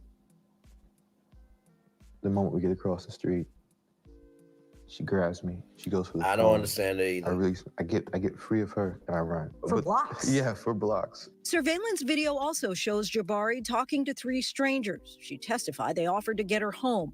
One of the bystanders can be seen speaking to Majors, who gestures for Jabari to get back into the car. He eventually leaves without her and goes to a hotel for the night. Jabari leaves with the bystanders. She says inside the car, you hit her in the face, twist her arm behind her back, fracture her middle finger. Yeah, that did not happen. What happened? She went to grab the phone. I held the phone. I pulled the phone back. She came on top of me, squeezed my face, slapped me. That's all I remember. So she ends up with a 1-inch cut behind her ear. Laceration, yes, ma'am. Fractured finger. Yeah. How did those injuries come about? I wish to God I knew. That would give clarity. That would give me some type of peace about it. But you're confident you didn't cause I have no them. question. What's interesting about the jury's verdict, it's so nuanced because they're saying you didn't intend to injure her. Right. But the result of your recklessness injured her. Right. Were you reckless? I was reckless with her heart. Not with her body. Not with her body. But never hit a woman. Never hit a woman.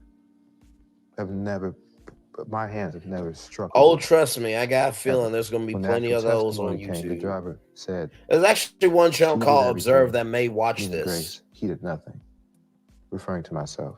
Majors claims Jabari attacked him. And a gripping his bi-language coat, expert as scratching well, his for face sure. and arm.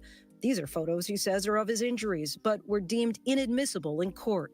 My injuries were a scratch on my hand, from clawing for the phone, and I had a gash on my. At the time, I had a beard. Under my beard, I had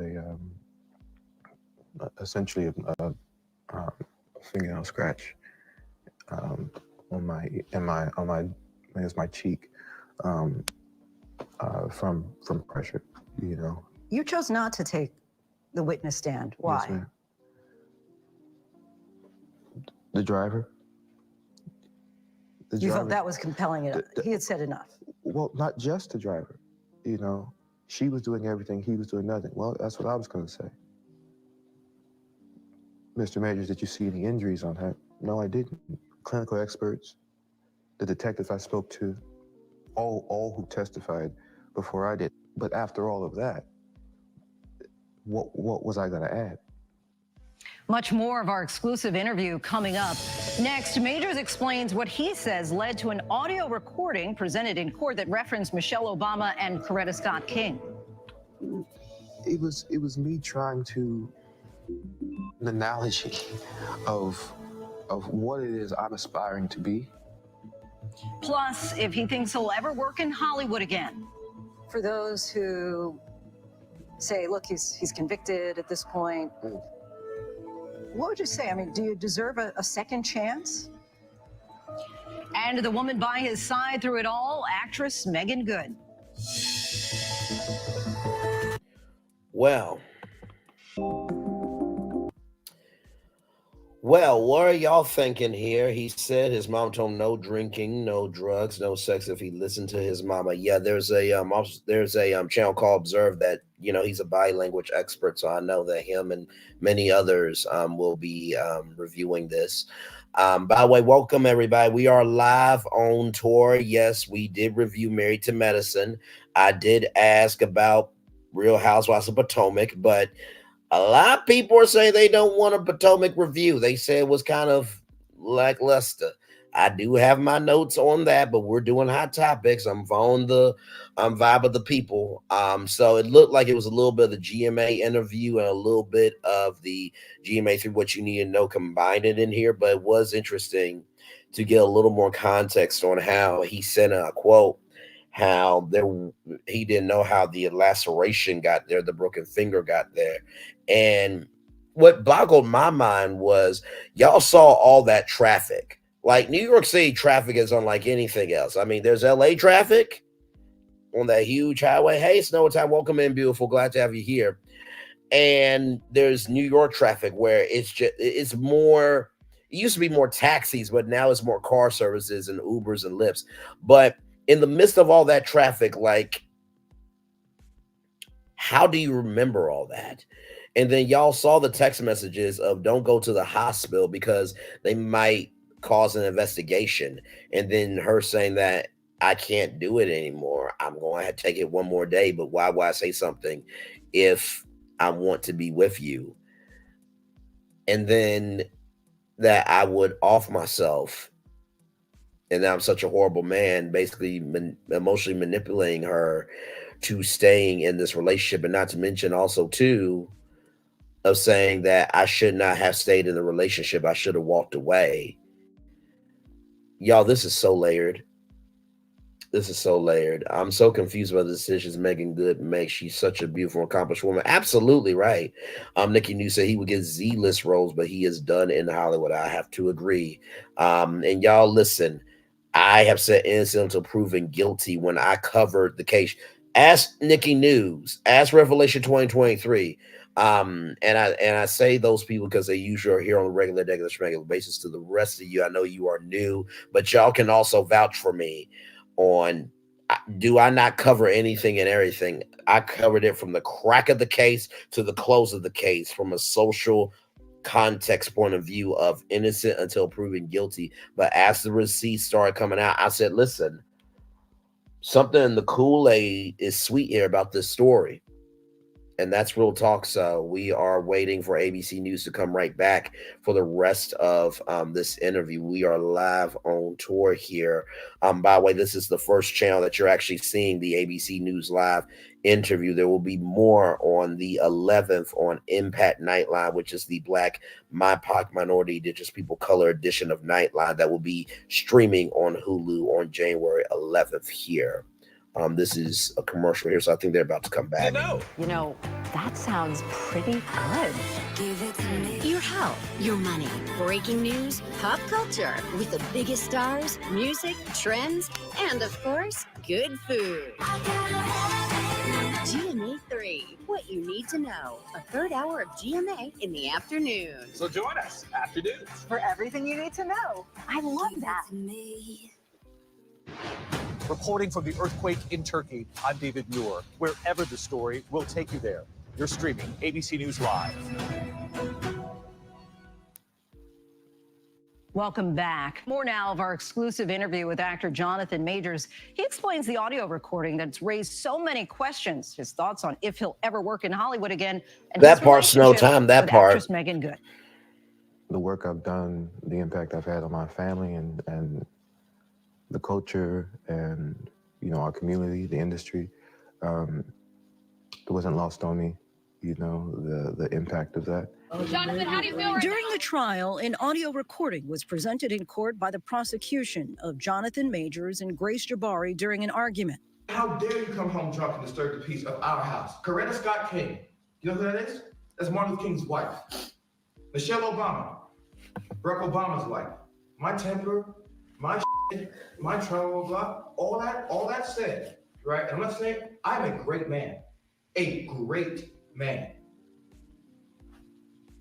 I am doing great things, not just for me, but for my culture and for the world. That is actually the position I'm in. The woman that supports me, that I support, that needs to be a great woman. There are some who question, especially in the Black community, as you're probably well aware, that people were saying, well, why was he telling this woman to be like Coretta Scott King and Michelle Obama? Give us like the context of the conversation. It was me trying to give an analogy of what it is I'm aspiring to be, you know, these great men. That part. Martin. He chose her. President Obama. That part, Nikki News, I agree. And trying to give a reference. I know. To that. I was attempting, and I did a terrible job. I know he keeps saying the culture. We'll talk. No, we got what you meant. We got what you meant. Give perspective as into what it is I was hoping to get out of the relationship. I think that's fair. In her closing argument, your attorney said that your greatest fear of being a Black man in America calling 911 came true, suggesting that race was a part of this. Do you feel that race is a part of this? I mean, yeah, of course it is, you know, like, without question. I mean, that quote unquote guilty verdict, you know, well, guilty verdict, no quote unquote, you know, like. I was about to say, that was a guilty verdict, bro. You might as well put that on my birth certificate. You think a white man facing the same allegations would have been arrested, charged, convicted? I'll take it further. If you watch those videos and you reverse that, and you saw a Black man chasing a young white girl down the street, screaming and crying, that man's going to be shot and killed in the streets of New York City. That Black man will feel that. Manhattan District Attorney Alvin Bragg's office responded saying in part that they do their speaking in court. Jabari's attorney responded to this interview saying, it is not at all surprising that Mr. Majors continues to take no accountability for his actions. His denigration of our jury system is not dissimilar from the above-the-law attitude that he has maintained throughout this legal process. The timing of these news statements demonstrates a clear lack of remorse for the actions for which he was found guilty and should make the sentencing decisions fairly easy for the I asked court. myself the Mr. same Jabari damn will thing. continue to speak the truth The and hell? seek justice in the appropriate forum. I asked myself the same damn thing. He is trying to fake cry. Not to mention, you heard the white woman's tears. And I'm saying white woman because that's who she is. Hashtag don't at me. But trying to break this woman down of trying to be something for him when he's not even being responsible for what he's causing. Again, I know what happened. Movies don't matter. Work don't matter. Your education doesn't matter. In that moment, what I felt was, oh, I'm nothing. Throughout the trial, Major's girlfriend, actress Megan Good, was right by his side. She was also present for our conversation. You've mentioned Megan a few times. Yeah. We've seen her right by your side, going in and out of court throughout the whole trial. Yeah. How would you describe your relationship?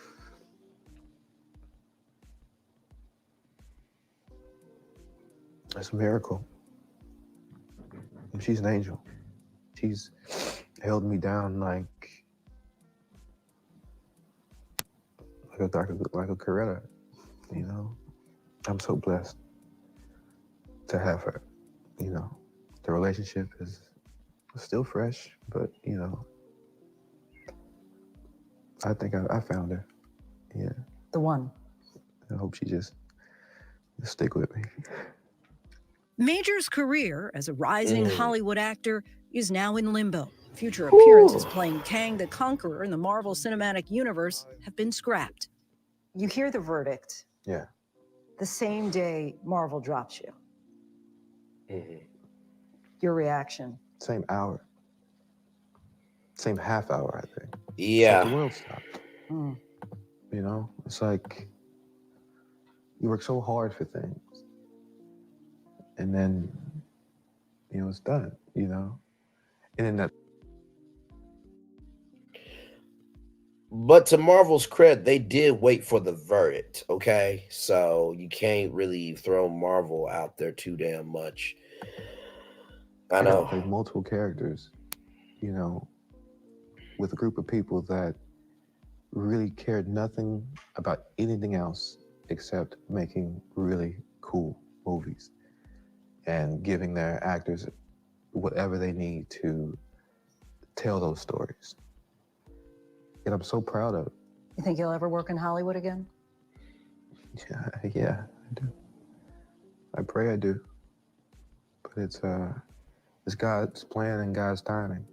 For those who say, look, he's convicted at this point, what would you say? I mean, do you deserve a second chance? I think I do. I think I do. I hope other people think that. Majors is set to be sentenced next month, but says he and his legal team plan to appeal. And we still have much more ahead here on Prime tonight. The major setback for the race to send a human back to the moon. And 5 months after that devastating fire in Maui, families are having to make incredibly difficult decisions about their future. I didn't want my kids to wake up every day and, you know, see the scenery that we've saw. I didn't want them to kind of be reminded every day of what we've gone through. We took that opportunity to, you know, let's get out there. Let's go to Vegas. Let's make our lives better. By the way, shout out to Hawaii and Maui. So what are y'all thoughts on this? I mean, there is so much to talk about. We are live on tour. We've been on the highways and byways of the possibilities of what could be of this particular tour for 1 hour, 43 minutes, and 57 seconds here. You know, Marvel, like I said before, did wait for the verdict. They allowed this thing to play out, which they did not have to do. Your agency dropped you, and your PR firm dropped you immediately. Marvel did not drop you right away, so you need to correct that record.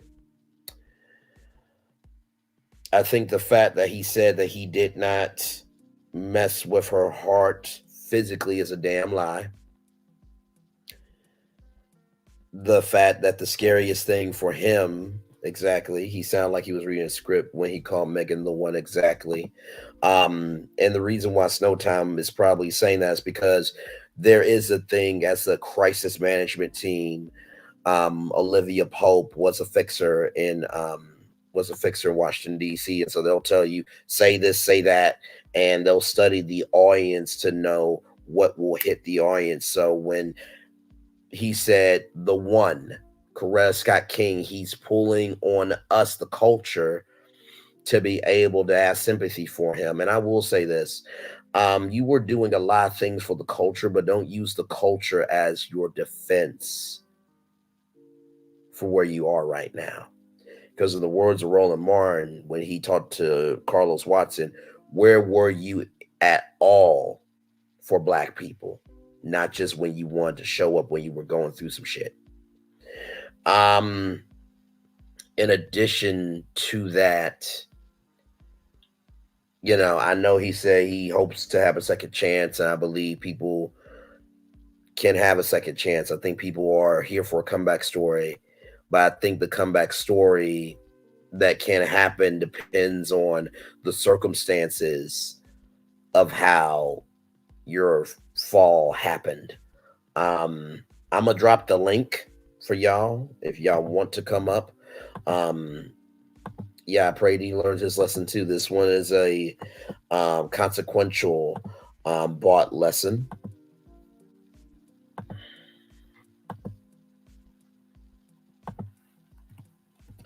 Six votes is saying stay on hot topics. That's what we're doing. Plus, y'all already saw what I had to say about Potomac, so I. The link is pinned if you guys want to come on up. The link is pinned if you guys want to come on up here. Yeah, this one here,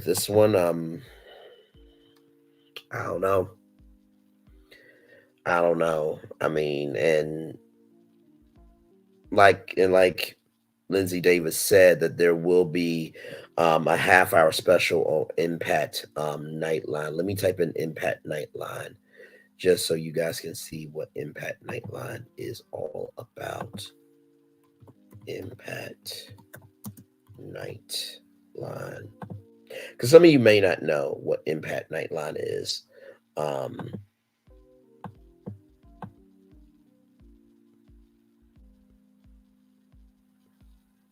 trying to find Impact Nightline here.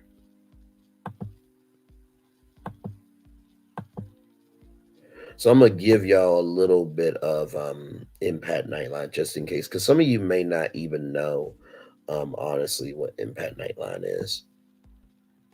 So let me go here.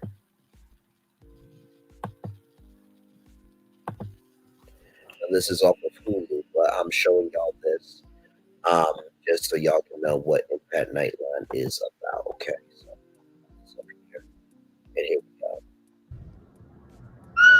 What just happened? This was a terrible experience. Ticketmaster gaslighting us. The website fully crashed. Nightmare. So what went wrong? Everything. This is really unprecedented. All of these things were preventable. Does any part of you blame Taylor? Ticketmaster or whomever else has to figure out how to solve this before Beyonce announces her tour. Taylor's Ticketmaster disaster. Impact by Nightline. Now streaming on Hulu.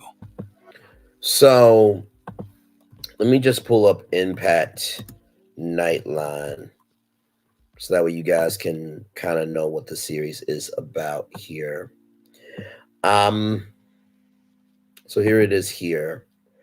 ABC News correspondents leave the anchor desk and take viewers on a journey straight to the source of stories that everyone's talking about, plus the ones that no one ever heard.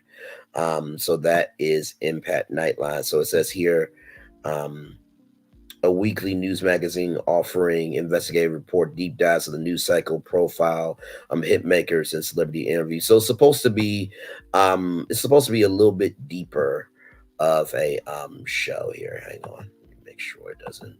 Because y'all know sometimes Hulu will be Hulu. There we go. Let me share it again. Oh, okay, yeah. No, you're absolutely fine.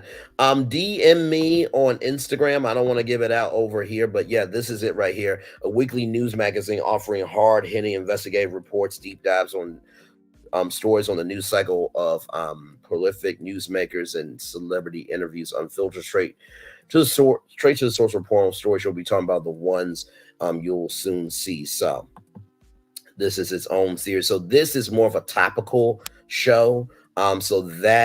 So this edition of Impact Nightline with Jonathan Majors will be on January 11th. Okay, so usually with streaming, they usually drop it around midnight. So I just want you guys to know, and that's okay. Snow Time, you are more than welcome. Let me put my banner up here. So DM me there, Snow Time, right there. DM me there, Snow Time. I do have an email, but I don't want to give it out over here. So if you can, there's my IG, Snow Time. So DM me there, and I will definitely get in contact with you, for sure, for sure.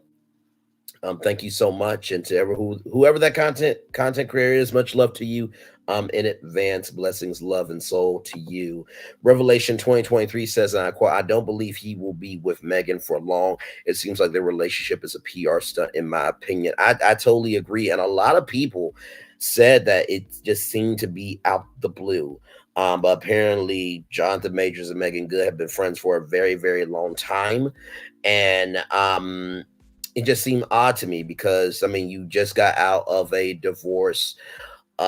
You just divorced your husband of 9 years, close to a decade. So one of my good friends in the Onyx collab said for every year that you had, you need at least two to kind of separate yourself. But I think, to me, maybe 4 to 5 years max to be able to get over somebody. But still, that was a very quick relationship. So I hope Megan is seeing what we're all seeing. Megan, in the words of Olmec, the choices are yours and yours alone. Good luck. I don't know what to say. So yeah, like I said, DM me there, and it will show up on my phone. And yeah, I'll give the email, and we'll get in contact with each other. Thank you so much for that. Just there are crazy people out here, and um, I would rather just be safe. You know what I mean? Better safe than sorry, rather. Oh, wait a minute. Sorry, y'all. Oh, wow. Okay. Let me bring this up here. Man, this is such a sad story. Y'all know we cover the industry at large when it comes to media. I don't think, and I say this very respectfully, I don't think there is anybody on YouTube that covers media like I do. Respectfully, I don't think there is. Um, so Radio One here. This comes to us from Industry Biz. It used to be Radio Facts with Kevin Banks, but it says right here, WTLC FM Radio One family confirms the passing of Indianapolis well-known personality. It's with a heavy heart that the WTLC FM radio family confirms the passing of our beloved friend and radio legend, Jerry Wade there. Look at that beautiful smile from Mr. Jerry Wade there. Known as the Lover Man, Jerry Wade is undoubtedly one of the most recognizable faces and voices in Indianapolis media. Jerry became an icon in radio while hosting Quiet Storm with the Lover Man, Jerry Wade, for more than 40 years, proving the success of the show's format, garnering top ratings across all demos.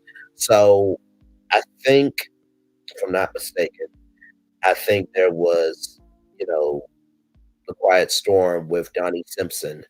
I think that was in New York City on 107.5 WBLS in New York City. And then it started to be syndicated across the country, or maybe not syndicated, but other stations started to pick up the format as well. And there are so many formats, just the old school love music, more internet radio stations than actual radio formats. But the way. Dion Livingston, regional vice president, general manager of Radio 1 in Minneapolis, calls Jerry not just a valuable member of our staff for over 30 years, but a cherished friend and an integral part of our Radio 1 family. Jerry was adored by his listeners. Jerry was truly Jerry, radiated her positivity not only over the airways, but with every interaction with Radio 1. But in his core, as an everyday guy, he would strive to make every person he met, from the coffee barista to the homeless person on the street to the biggest star in the world, his best friend. He made significant contributions to the Minneapolis community. His impact will be felt for years to come. On the air, Jerry was Mr. Loverman, a charismatic, deep voice radio disc jockey, gracing the airways Sunday through Thursday with the sexiest show in the city. But off air, Jerry made everyone else feel like they were the superstar. The Loverman was the personality.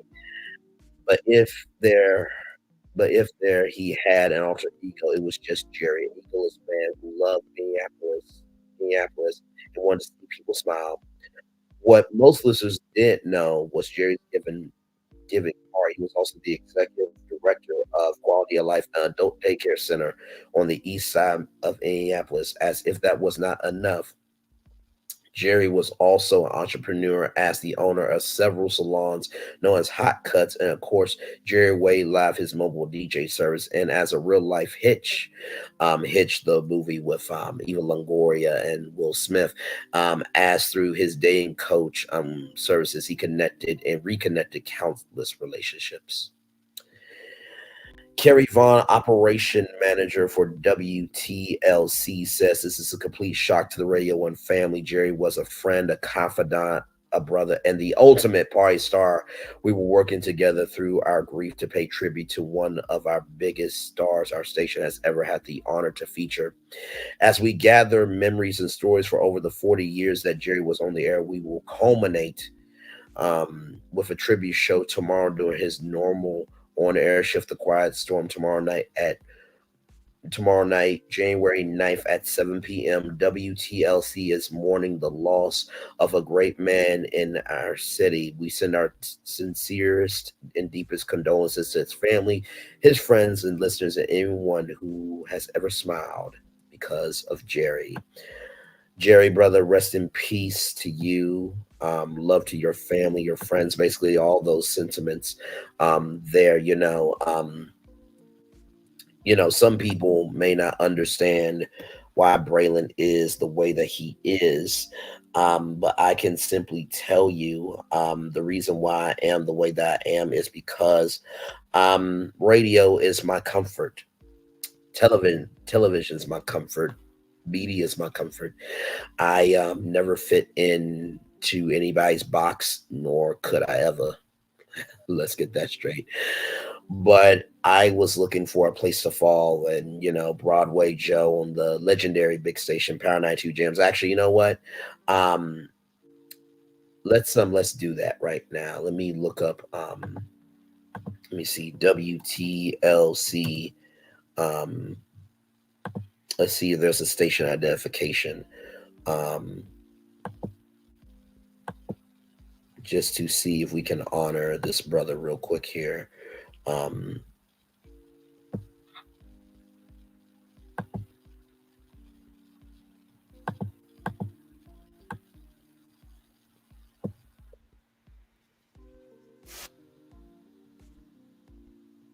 Thunderstorms, high near 84. I know.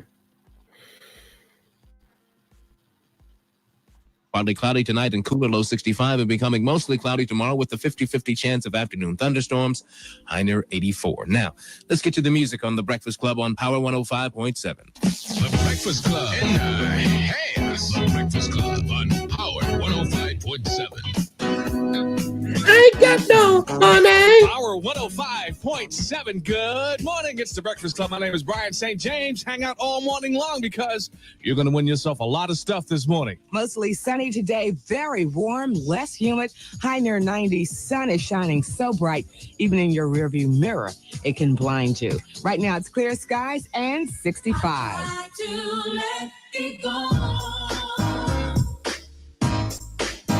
Shout out to WTLC in Indianapolis right there. Let me bring up my station, Power 92 Jams in Little Rock, Arkansas there. Let me go ahead and do that one time for the one time. I promise you, every time this station ID, I hear it, I can immediately cry because Power 92 Jams,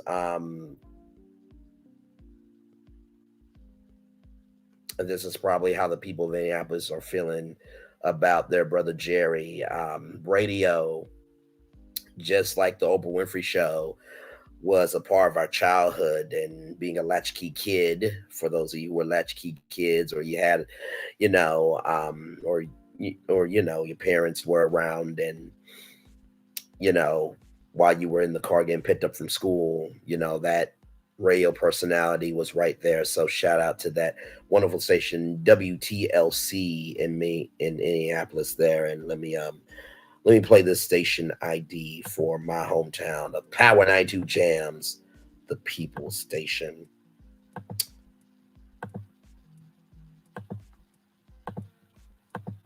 Oh, hang on, y'all can't even hear it. Hang on. We're live on tour, y'all. Power 923 Jams and the Arkansas Minority Health Commission encourages you to take the COVID-19 vaccine to help keep you and your loved ones safe. Involved in our community, the People Station, Power 923 Jams, KIPR Pine Bluff, Little Rock, KFOG, Little Rock, a Cumulus Media Station. And now, back to the jams. Hip-hop. Drake. Girls want girls where I'm from. Yeah, well, girls want girls where R&B. J. Howell. Just cause I love you and you love me. And now, bumping back-to-back continuous music with another fresh new jam. Heard here first on the People Station, Power 923 Jams.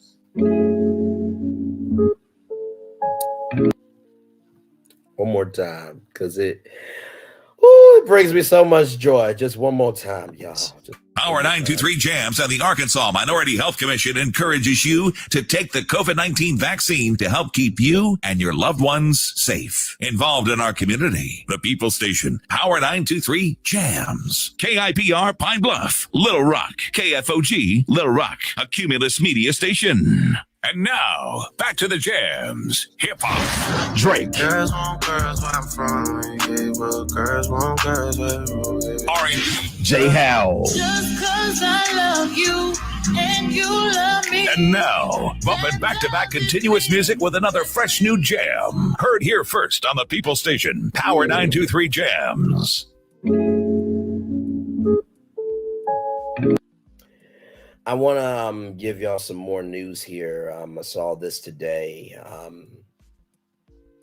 and I think you guys should know about it. So this woman here is a legend in the world of broadcasting, journalism, and just in Black culture. And so I'm going to let her make this announcement. It broke my heart today, but she is okay. But y'all should hear from her. Sarah, take it away, beautiful. As we end our broadcast today, I have a personal note that I would like to share with you. I want to start by doing this and asking you a big favor. Just take a second to recall the names of 8 women who you love and know in your life. Just 8. Count them on your fingers. Statistically, one of them will get or have breast cancer. I am that one in 8 in my friend group. I have never been sick a day of my life.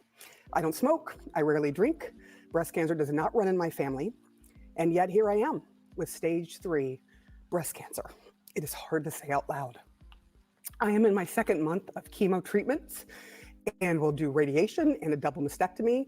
Stage 3 is not a death sentence anymore for the vast majority of women. But here is the reality that really shocked my system when I started to research more about breast cancer, something I never knew before this diagnosis.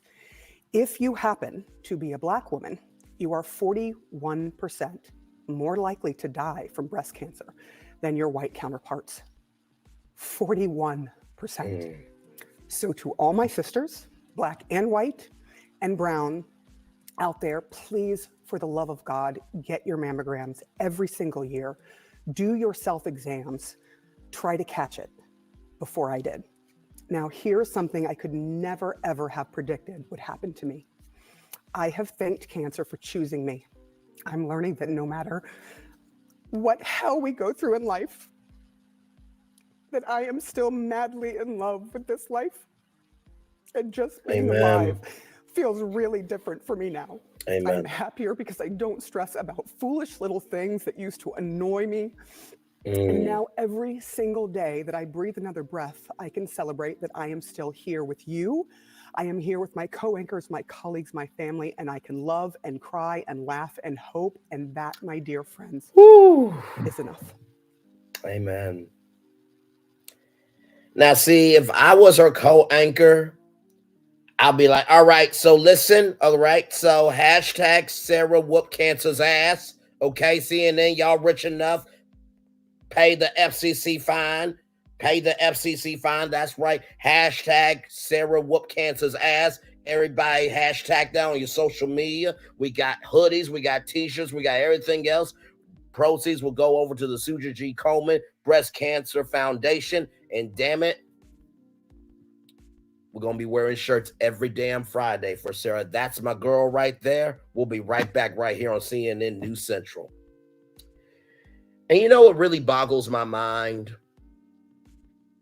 It really boggles my mind because this morning at 11 a.m., I was pissed all the way off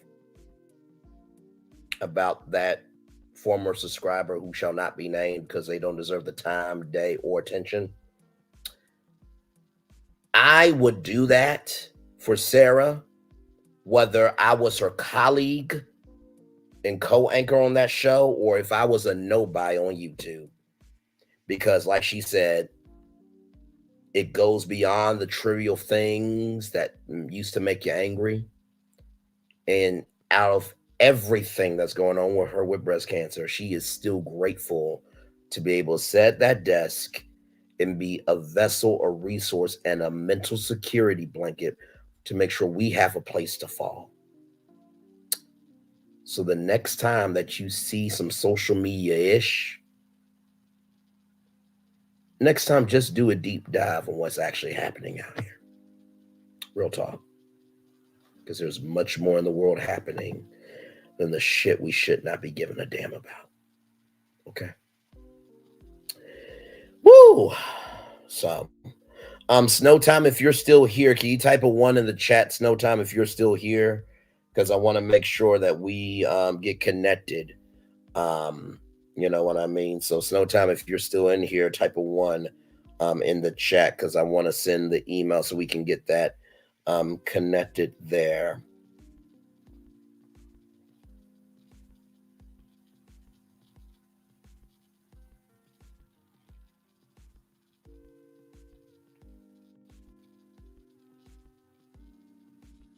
No problem. Keep going. Can't wait to see what is to come. Keep being amazing.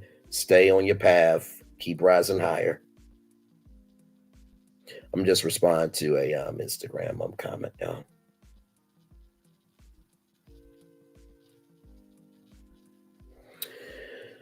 Whoa, man. Really does make you cry, doesn't it?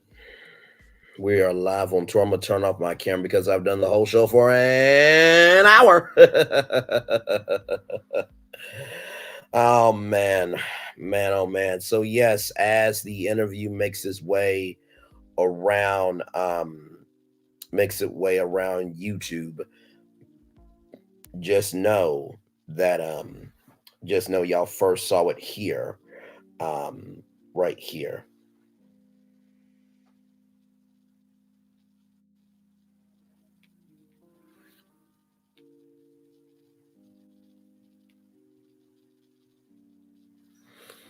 My Lord, my Lord, my Lord.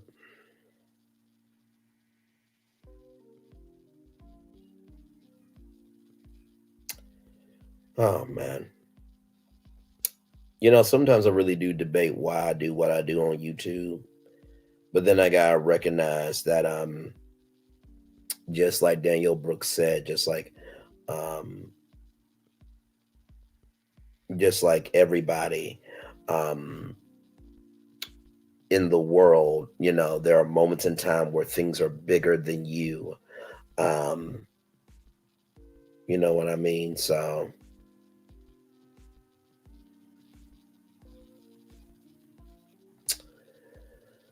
yeah.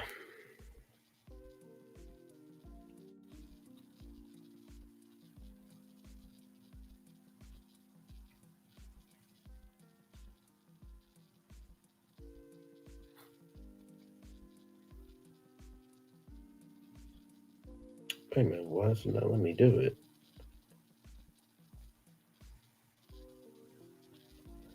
Oh, it doesn't let me do it. Never mind. Damn it. Okay. Never mind, y'all. I was trying to do something. Snow Time, are you still here? Type of one in the chat if you're still here, Snow Time. Definitely want to make sure that we get connected here.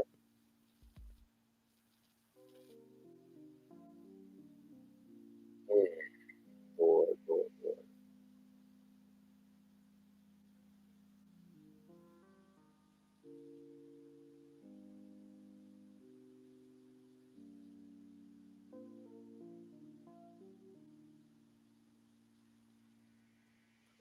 Thank you so much, Nikki News. I appreciate you. Yeah, I think we're gonna go ahead and close it out. Like I said, Snow Time, DM me on Instagram at Braylon underscore Lee 25 and we will get connected. So thank you so so much. So to Snow Time right here. I saw your comment. Like I said, DM me right here on Braylon underscore Lee 25 on Instagram.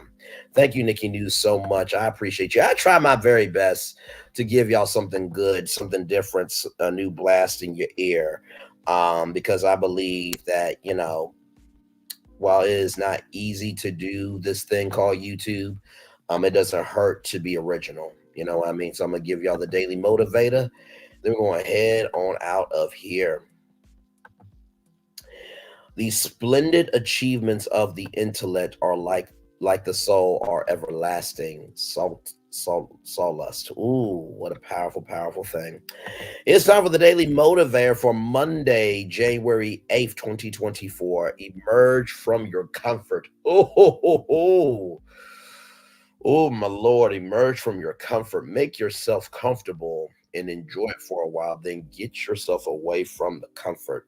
Reward yourself with comfortable, expected experiences. Then get out into life, into the unknown, and into the uncomfortable, and earn even more rewards. It's powerful to know that you can come back to a comfortable, secure, predictable place. But as soon as the comfort starts to become complacency, you've had more than enough. In a state of comfort, you have potential opportunities for improvement. If you're moving along at a pace that's uncomfortable, for example, you have the chance to pick up the pace and lengthen your stride for a few miles. When you find yourself getting too comfortable, let that prompt you to consider the possibilities for your next adventure, your next advancement. When you're confident that you know what to expect, you're able to aim that confidence in new and unexpected directions. Life is a continuing process of renewal, effective renewal, necessarily involving some challenge. Choose to regularly emerge from your comfort to face new challenges and reap the many benefits of doing so. Ralph Morrison. Woo, I might post this one to the community. While that was deep, heavy, and right on time. Emerging from your comfort. I was talking to a good friend of mine today actually. We were talking about New Year's Eve because he was asking me how did I feel about New Year's Eve. And I said I felt good about it. I was more surprised than not that was actually going to be a good time because I didn't know what it was going to become. I just really didn't know. Um, I truly felt like, oh my God, I hadn't seen everybody in a while, and it's gonna be awkward energy and da da da da. And little did I know, not only did it not turn out okay, but I actually was excited to be around people. And I think to really, really be truthful with you, I think sometimes the reasons why we don't emerge from our comfort is because of the unknown. And I promise you this, the unknown will always be unknown if you keep yourself there. The unknown will always be unknown if you keep yourself there. That's the first thing. Second thing I will say to all of you is this, that as you are emerging from your comfort, know that there are levels to understanding how to move forward. Don't rush to your destination. It is about the journey, not the destination. And finally, emerging from your comfort, it requires sacrifice. It requires investment. And also, too, it requires reflection. And sometimes the hardest work in the world to do is to reflect upon yourself, the work that you need to do when you don't know what the end of it is going to be. So that is what I have to say about emerging from your comfort. This was a really, really good live. I enjoyed it quite delightfully. And with that being said, it's time for the best outro on YouTube. Know what you do and do what you know. Never say you weren't born special, because you were always born a blessing. And trust, you may not be where you want to be, but by the end of it, you'll be where you need to be. Do what you've been chosen to do. Why? It's one thing to call yourself. It's another thing to be chosen. One love, much love, all love. I have spent time with you. You have spent time with me. And hopefully by spending time together, we'll rise up to be great together. And always remember, where you're doing radio, television, YouTube, living your best life, or just recognizing that even though you are not a mistake, in order to rise up, to move forward from your mistakes or your mistake, you have to take responsibility. Make sure the replay is not just worth for you to watch it, not just worth for you to listen to it, but for you to want to experience it again. I love you. I value, I embrace you all. Always remember, when we receive love, you gotta give it. When we receive love, you gotta give it. When we receive love, you gotta give it. Wherever obstacles you have overcome, wherever successes you have achieved, I am extremely proud of you. But if no one is proud of you on this particular day, be proud of your damn self. And finally, y'all, there is no other place on the planet we can break down reality TV and break down the reality of life. But just know this, higher is waiting, lower is available. But either way, we got to go on tour. One love, much love, all love. Enjoy the fireworks for the day that was, for the day that's to come, and for the blessings that are on the way for you, me, and for all of us. One love, much love, all love. Good night, everybody.